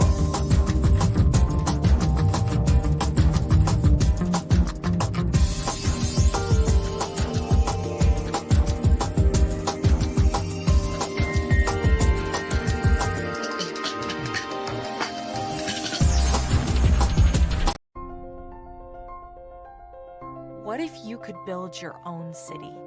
A place where every child can find nurturing people to help them achieve their full potential. A place where every adult can access job training support. Where health education is abundant. Where social justice ruled the land. A place without limitations. Welcome. You have arrived at STEM City USA. It is what every city should be. A safe and trusted community where you find people and resources to help you become everything you are and beyond.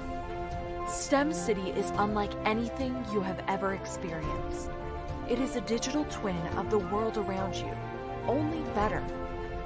STEM City is about energy and soul renewal. It is more than a digital world. You can almost feel the power of live cultural events, music, and theater.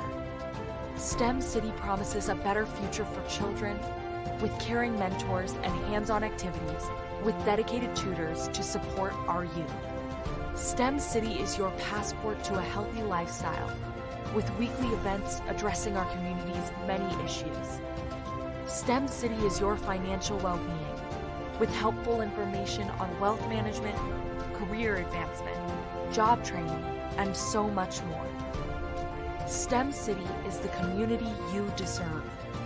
It is the city where your dreams can come true. STEM City USA. A place in the sky that is accessible to all who reach for the stars.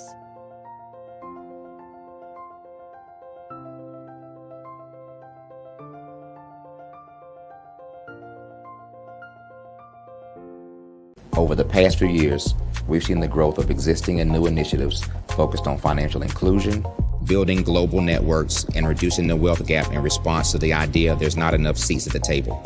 Whether their outcomes are to increase the representation of Black executives on corporate boards, ensure an inclusive global economy, or to create new U.S. African commercial pathways, the strategies are often carried out by separate programs.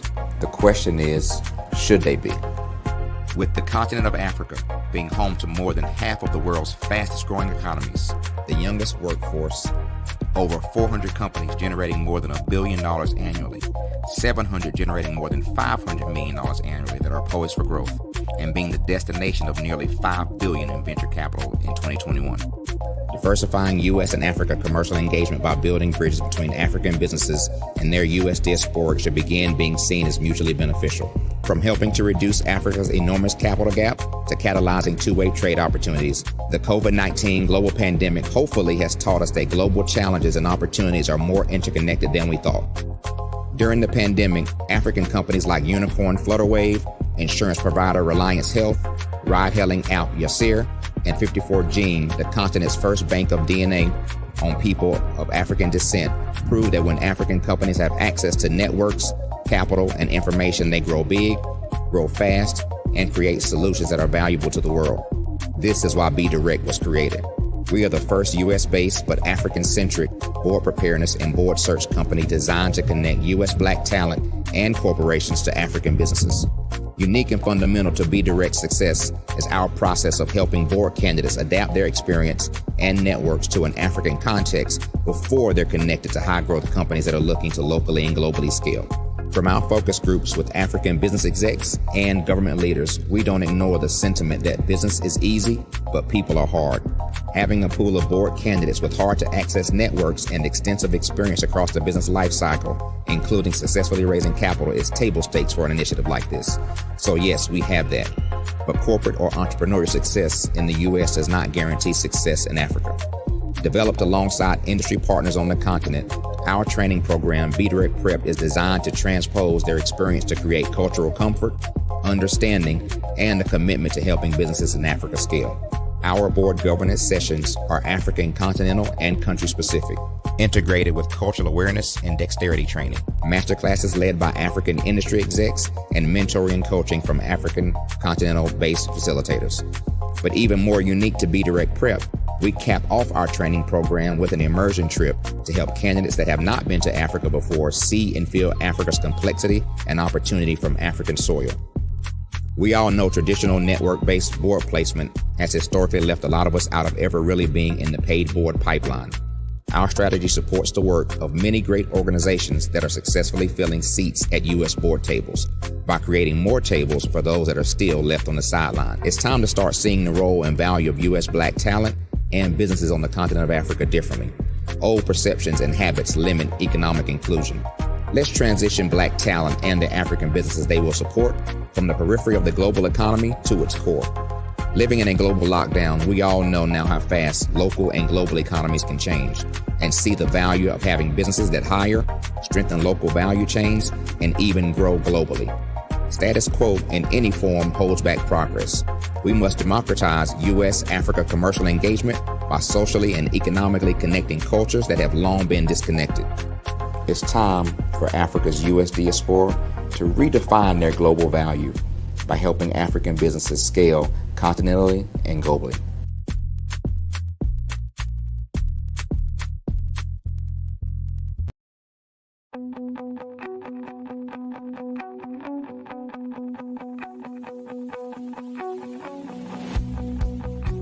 I am Black Business. From the moment I wake until the time I sleep. Yes, I am Black Business. I am Black Business. Tell me, are you Black Business? I am Black Business. Do you support Black businesses? Listen, I support Black business because I am Black Business. Black Business Expo, one of the largest business showcases in the history of black business in the world. The world! Sign up today at www.blackbusinessexpousa.com or call 919-308-9090. I am Black Business.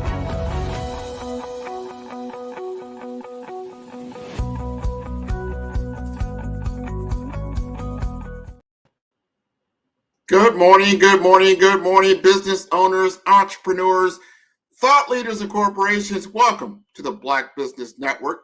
My name is Grant McGaugh, CEO of 5-Star BDM and host of the award-winning Follow the Brand podcast and TV series. And I am your business moderator for this morning on the Black Business Network.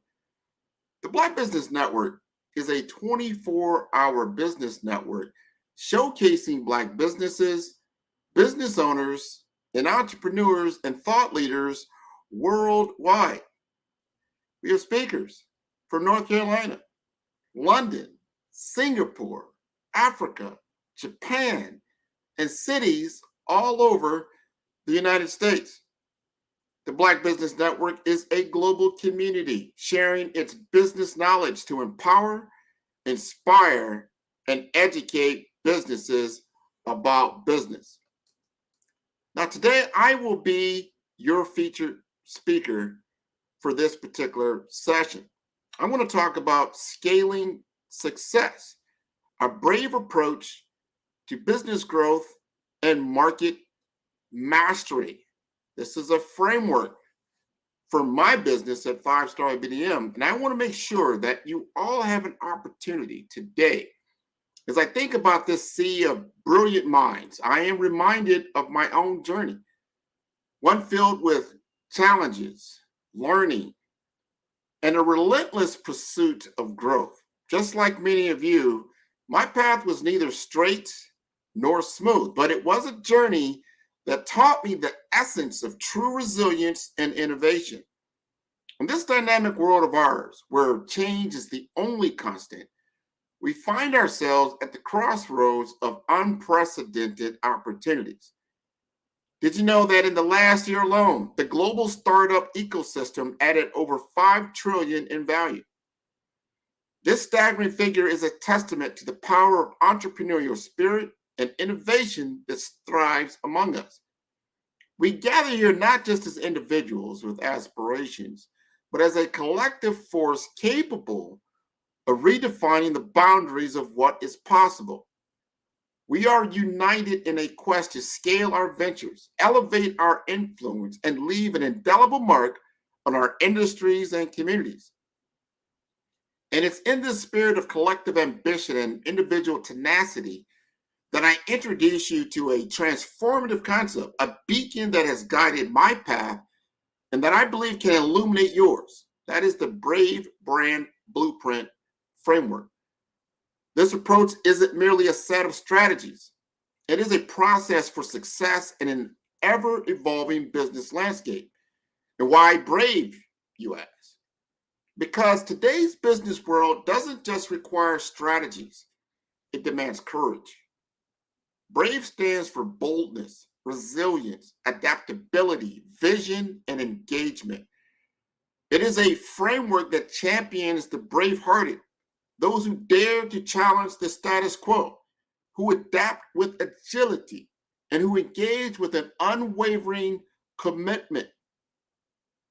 Whether you are at the dawn of your entrepreneurial journey or navigating the complexities of scaling your established venture, this framework is your ally. It is for the bold, the resilient, the visionary, and everyone who believes in the power of engagement. So let's embark on this enlightening journey together. Allow me to walk you through each aspect of Brave, sharing not just strategies, but stories of triumph, setbacks, and the relentless pursuit of excellence. A journey where not only we strive to achieve our business goals, but also inspire and empower each other to reach new heights. Today, our journey begins with a crucial first step, and that is decoding your business environment. I want you to envision a marketplace, not just any marketplace, but the very crucible where your business dreams and realities converge. This environment is ever evolving, pulsating with opportunities and challenges unique to your industry. Let's consider real world disruptors like how Tesla revolutionized the automotive industry, or how small scale coffee shops are carving out niches amongst big giant coffee giants. Each story is a testament to understanding and leveraging the business environment. Did you know that, as per recent statistics, over 50% of startups pivot from their initial market offerings to adapt to market demands? This figure highlights the dynamic nature of our business landscapes. Now let's delve into a common challenge many of us face: the overwhelming complexity of market trends and consumer behaviors. How do we navigate this maze? The answer lies in embracing the BRAVE framework.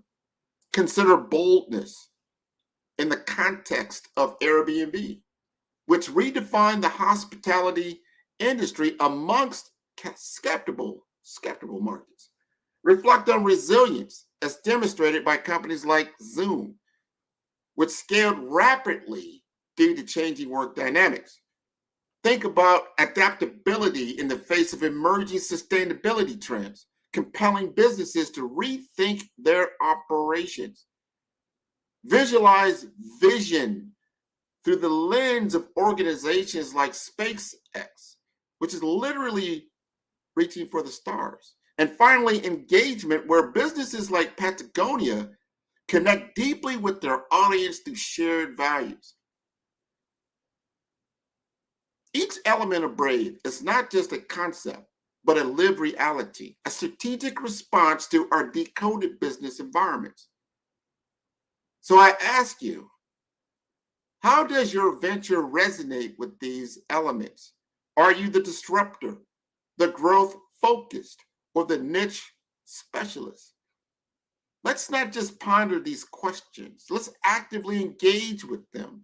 Think about the last significant decision you made in your business. Was it driven by boldness, resilience, adaptability, vision, or engagement? Or perhaps a combination of these elements? As we proceed today, remember that decoding your business environment is more than an intellectual exercise. It's a proactive stance in shaping your business's destiny. It's about understanding where you are, envisioning where you want to be, and utilizing the BRAVE framework to chart the course.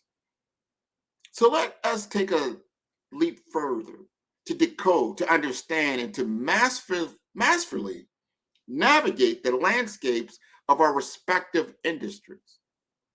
Together, we will pave the way for not just business growth, but for a legacy of innovation and impact. Let's immerse ourselves in crafting a distinctive brand, the art and science of building a narrative that not only speaks, but resonates and endures. Imagine your brand as a beacon in the industry, like a lighthouse in the vast ocean of the market. It's not just about standing tall. It's about guiding your customers to your shores amidst a sea of competitors and constant brand noise. Think of Patagonia in the outdoor apparel, or Spotify in streaming music. Brands that stand out for their unique identity and values. But crafting such a brand narrative is not without its challenges. In a world where consumers are bombarded with endless choices, how does your brand cut through the clutter? How does it rise above the noise? This is where the BRAVE framework becomes your compass. Let's break it down. Boldness in embracing your unique story. Like how Airbnb disrupted the hospitality sector, be bold in defining what sets you apart. Resilience in the face of brand fatigue and competition. Remember, enduring brands like Coca-Cola and Nike have weathered market storms and evolved without losing their core identity. Adaptability in fine-tuning your brand to market shifts and consumer preferences.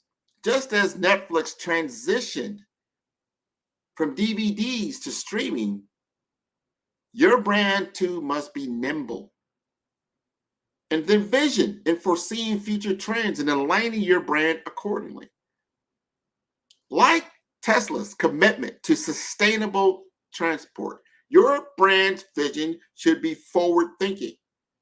Foster engagement with your audience in meaningful ways. Create experiences, not just transactions. Make your brand a part of your customers' lives, much like Apple has done. Now, I urge you to reflect. Does your brand story embody these brave elements? Is your narrative compelling enough to create not just customers, but brand ambassadors? But let's not stop at reflection. To aid you in this journey, I recommend resources like Building a Story Brand by Donald Miller and tools like Brand Identity Canvas. These can offer deeper insights and structured approaches to crafting your brand story. Remember that your brand is more than a name or a logo. It's a promise, a story, a journey that you share with your customers. It's your business's heart and soul. Let's build brands that are not just seen but felt, not just heard but experienced. Brands that don't just exist in the marketplace, but thrive and lead. Let's delve a little deeper into the heart of tailored marketing and sales mastery. Let's remember that these aren't just facets of business. They are the very pulse. It's here where interest is sparked, connections are made, and journeys with our customers begin. But let's acknowledge the elephant in the room, the challenges we all face in marketing and in sales.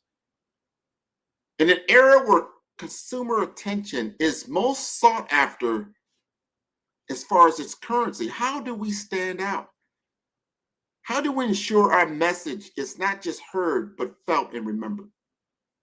Drawing wisdom from marketing luminary Seth Godin, who tells us people do not buy goods and services. They buy relations, stories, and magic.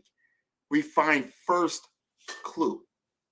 This insight isn't just profound. It's the roadmap to transcending these challenges. It's about crafting a narrative that resonates, that touches not just the mind, but the heart of your audience. Take the example of HubSpot, a beacon of inbound marketing and excellence, or the enchanting story of a small community-centered coffee shop.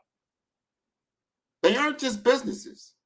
They are storytellers, relationship builders, and magicians in their own right. They remind us that at the core of successful marketing and sales is understanding and connection with the audience. It's not just demographics, but the aspirations, the challenges, and daily living. But how does this tie into our Brave journey? Each element of Brave, boldness, resilience, adaptability, vision, and engagement, plays a pivotal role in crafting your marketing and sales narrative. Be bold in your messaging, resilient in facing market shifts, adaptable in your strategies, visionary in foreseeing consumer trends, and engaged in building lasting relationships. Reflect where we've transferred so far, understanding your business environment, crafting your brand story. These are the foundations upon which your marketing and sales strategies are truly built. They inform how you speak to your audience, how you present your brand, and how you forge enduring connections. Now let us shift our perspective from selling to helping, from transactions to relationships. Let's embrace marketing and sales as a journey we embark on with our customers, which is a chapter in our brand's ongoing narratives. And I challenge you to engage actively, reflect critically, and prepare to transform your marketing and sales approach. Let's not just aim for success, let's aim for mastery. And before we dive into the tools and strategies that I want to talk about, allow me to share a stirring example that embodies the essence of our brave journey in marketing and sales. Let's look at a campaign that not only achieved success, but we did so with a bold and brave spirit. I want you to imagine a small eyewear brand. It's like in your neighborhood, one that emerged in a market dominated by fast fashion giants. Faced with formidable competition, they chose not to participate in the market, but to change the conversation around it. This is where the brave journey began. First, with boldness. They launched a campaign, not just promoting their products, but advocating for sustainable fashion and technology in the eyewear market. It was a risk, a departure from the norm, but it resonated deeply with an audience yearning for change. Next was resilience. And when initial responses were lukewarm, they didn't retract, they persisted. Through social media, community events, and influencer partnerships, they steadily built a movement around their brand. Then came adaptability. As consumer trends shifted towards online shopping, they pivoted their strategy, enhancing their digital presence and online customer experience. Their vision was clear from the start: to be more than an eyewear brand, to be a champion for the environment. This vision guided their every decision, their every campaign, which led to engagement. They didn't just sell glasses, they created a community. They engaged their audience through storytelling, through shared values, through a commitment to a cause greater than themselves. The result, a brand that not only stands out for its products, but is revered for its principles and its impact. This campaign wasn't just marketing, it was a mission, a testament to the power of a brave approach in the world of marketing and sales. Let this story be a beacon for us all.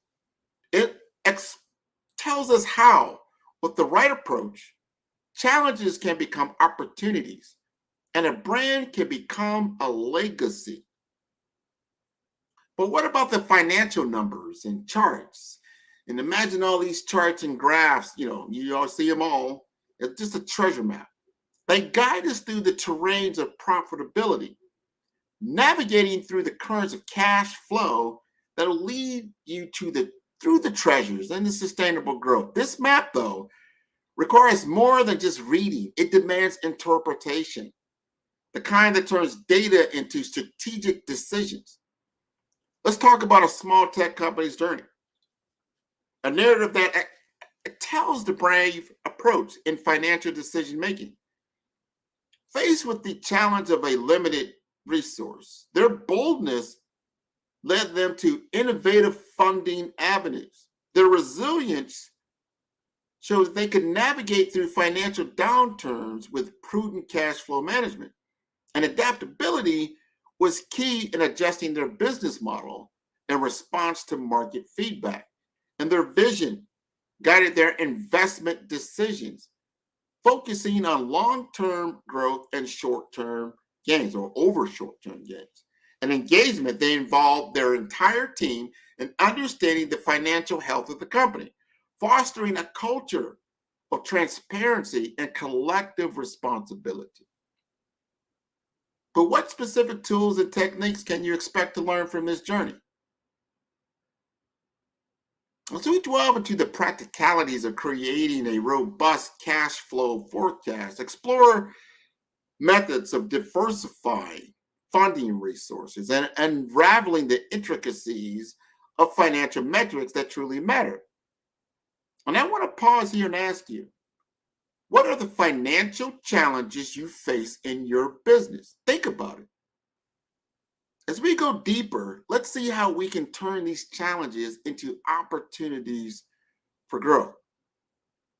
Financial acumen is more than a skill, it's a language. It's the language of your business's story of growth and success. And as we master this language, we transform numbers and data into strategic assets that pave our path to triumph. Now we will find ourselves navigating the waters of market dynamics.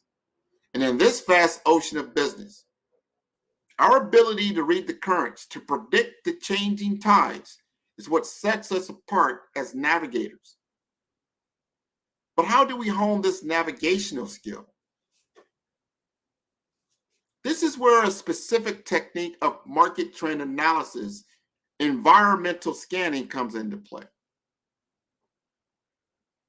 It's a method that involves systematically examining external influences to identify early signs of potential market shifts. Imagine how you might have employed this technique, scanning the landscape for signs of digital fatigue among your consumers. So we delve deeper, let's look towards any trend that is rapidly shaping our future, the integration of artificial intelligence into everyday business practice. How will this trend alter your industry's landscape? And how can you adapt your sales to harness its power? Now I invite you to reflect on your own ventures. How can environmental scanning help you identify the next big wave in your industry? What emerging trend might become the tailwind for your business growth? Now I want you to picture this. You're standing at the helm of your business. Your eyes are fixed on the horizon. You're ready to navigate through the shifting seas of market dynamics. With the tools of trend analysis in hand and the brave framework as your compass, you are poised not just to weather the storms, but to ride the waves of opportunity. And the seas of market dynamics, be the navigator, not the driftwood.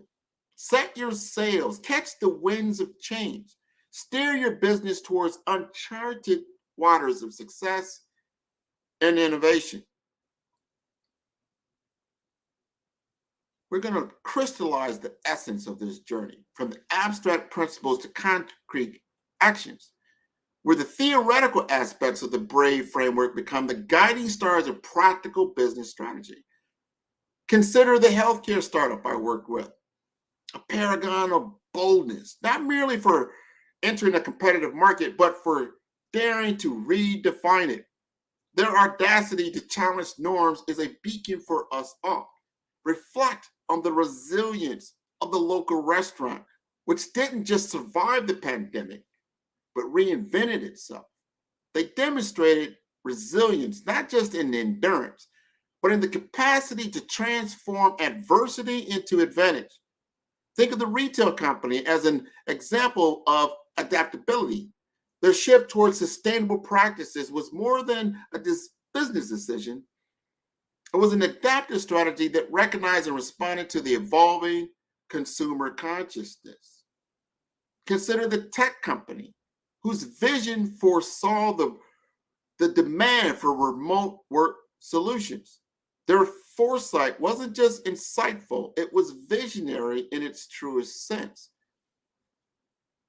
And we look at the coffee shop as an embodiment of engagement. Their success lies not just in what they sell, but in how they connect, create community, and engage hearts and minds. All of this is important. And we start to understand flow chart, flows through your decision making. Imagine a tool that prompts you with questions like, what bold step can my business take today?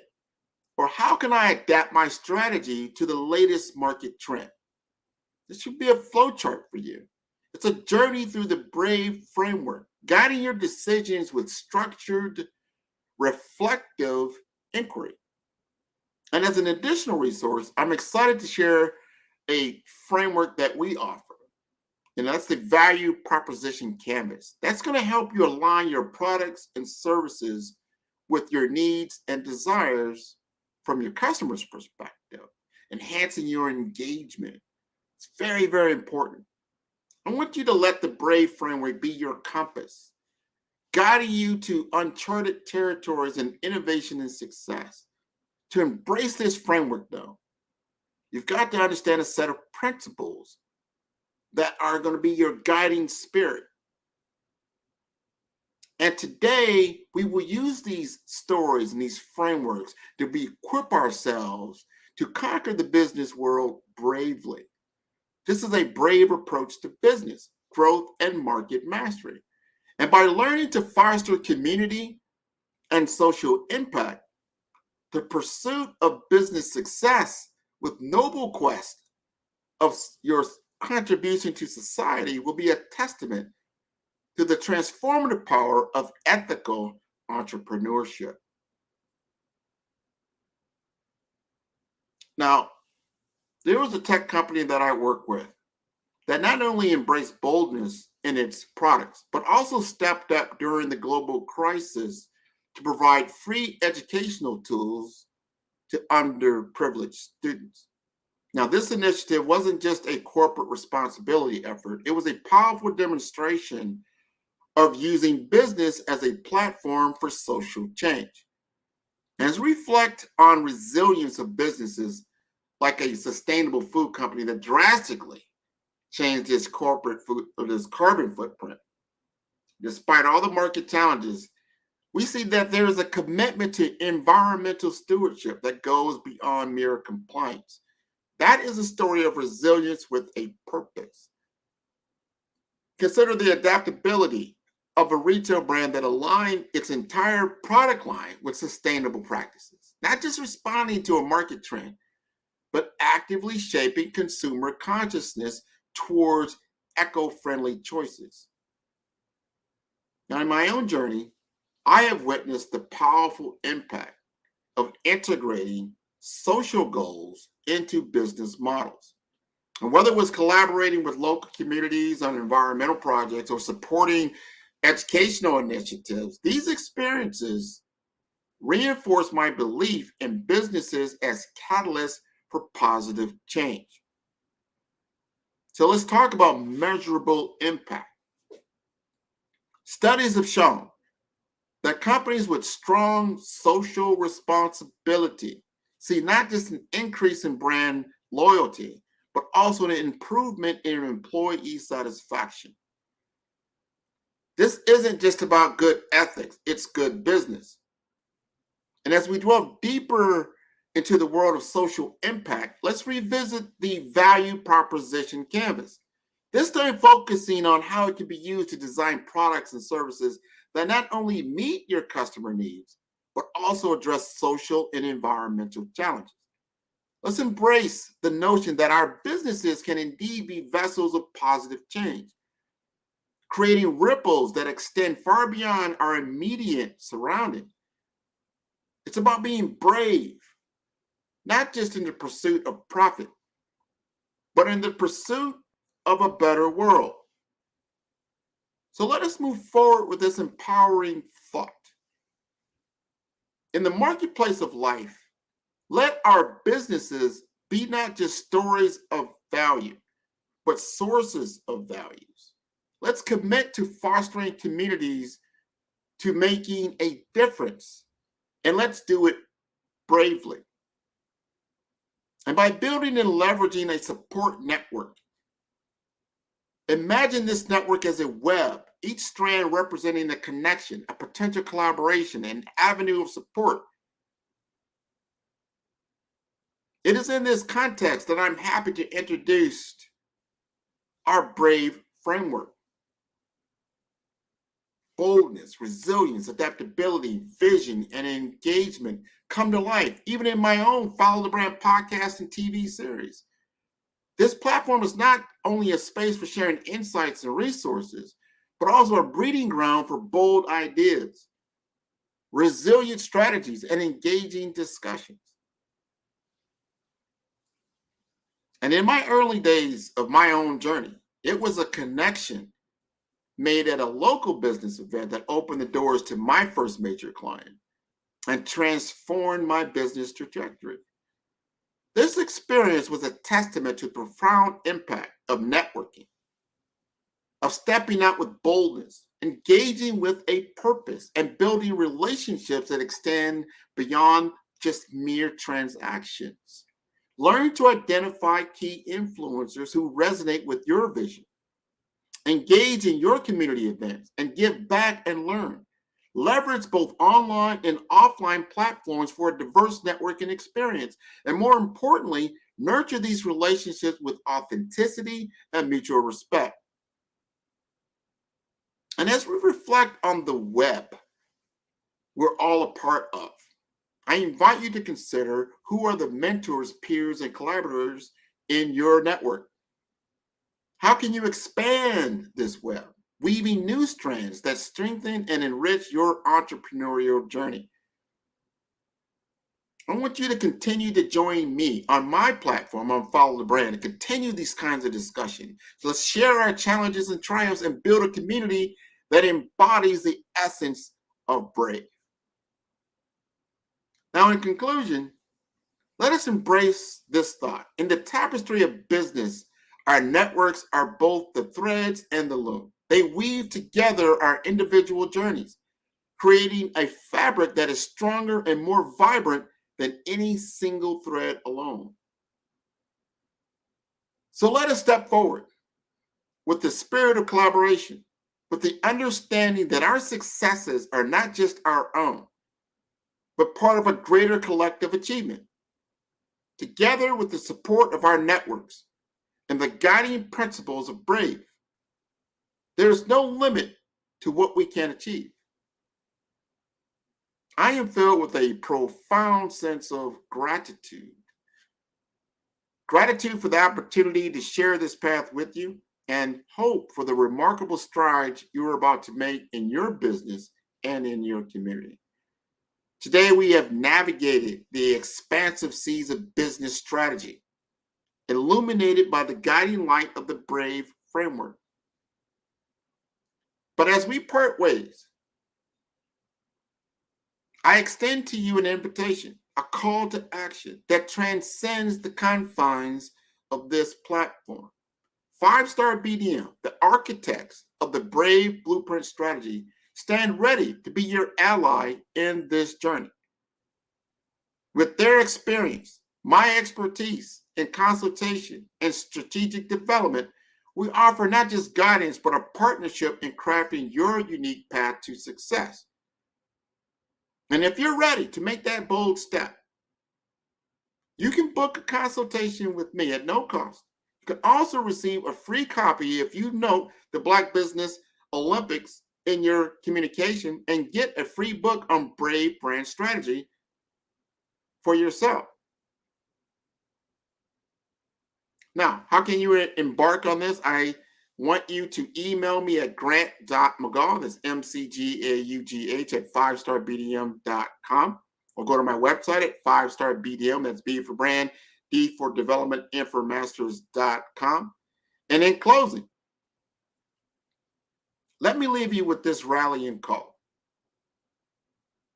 Be bold, be resilient, be adaptable, be visionary, be engaged, be brave. I want to thank you for allowing me to be your business moderator for this morning. Let's continue to embrace this forum for the next 8 hours on this show. It has been wonderful. I want to thank everybody who has helped me in my journey, which has been quite phenomenal. I want to thank everybody from the Black Business Network. Remember, this is a fundraiser. And as a fundraiser, we are asking each of you to donate to the scholarship fund. Now you can go down below, you can see right below me, you can donate. That's $BBX USA. I want each of you to donate to the scholarship fund. Our goal is to give laptops and up to $5,000 to 10 students. Students can register online at www.blackbusinessexpousa.com. Every dollar counts. So we want to remind you to donate to the scholarship fund. Now we want to thank our Black Business Expo USA sponsors for January 2024, NC100, Moody Capital Partners, Suede Soul, Lotus for Shade Coaching and Training, Carolina, Virginia Minority Supplier Development Council, Step Management, Barbara H. Smith LLC, The Hello LLC, 5-Star BDM Media, Margie McLean Foundation Incorporated, Genius is Common, Earth Essentials, Milani Shani Global, Executive Women's Success Institute, The Quality Coaching Company, Superwoman Business Services, Creative Force Studios, Lee Entertainment, Artistic App Design, Black Business Expo USA, Genius is Common, and I'll see you on the other side. 5-Star BDM, Brand Development Masters, is a professional consulting and advisory group keenly focused on business development services for the small to mid-sized business and entrepreneurs. Although every business is unique, they often share business development challenges that can be addressed through smart branding. Services include process improvement and operations, digital strategy and transformation, business intelligence, digital marketing, and personal branding. Our business and personal branding company has helped a number of professionals and organizations to optimize and grow. This results in more business, more opportunities, better reach, positive outcomes. Visit www.5starbdm.com today to learn more.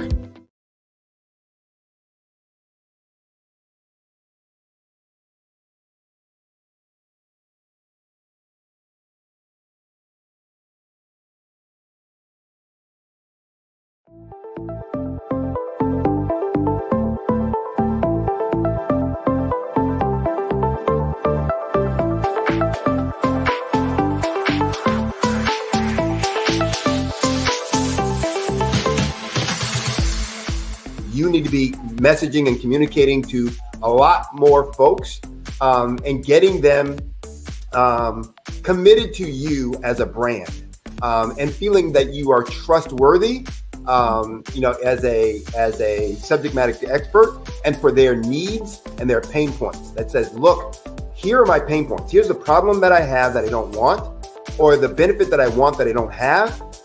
And Grant and Sydney understand that and are giving me information to be able to assist, in my eliminating those pain points.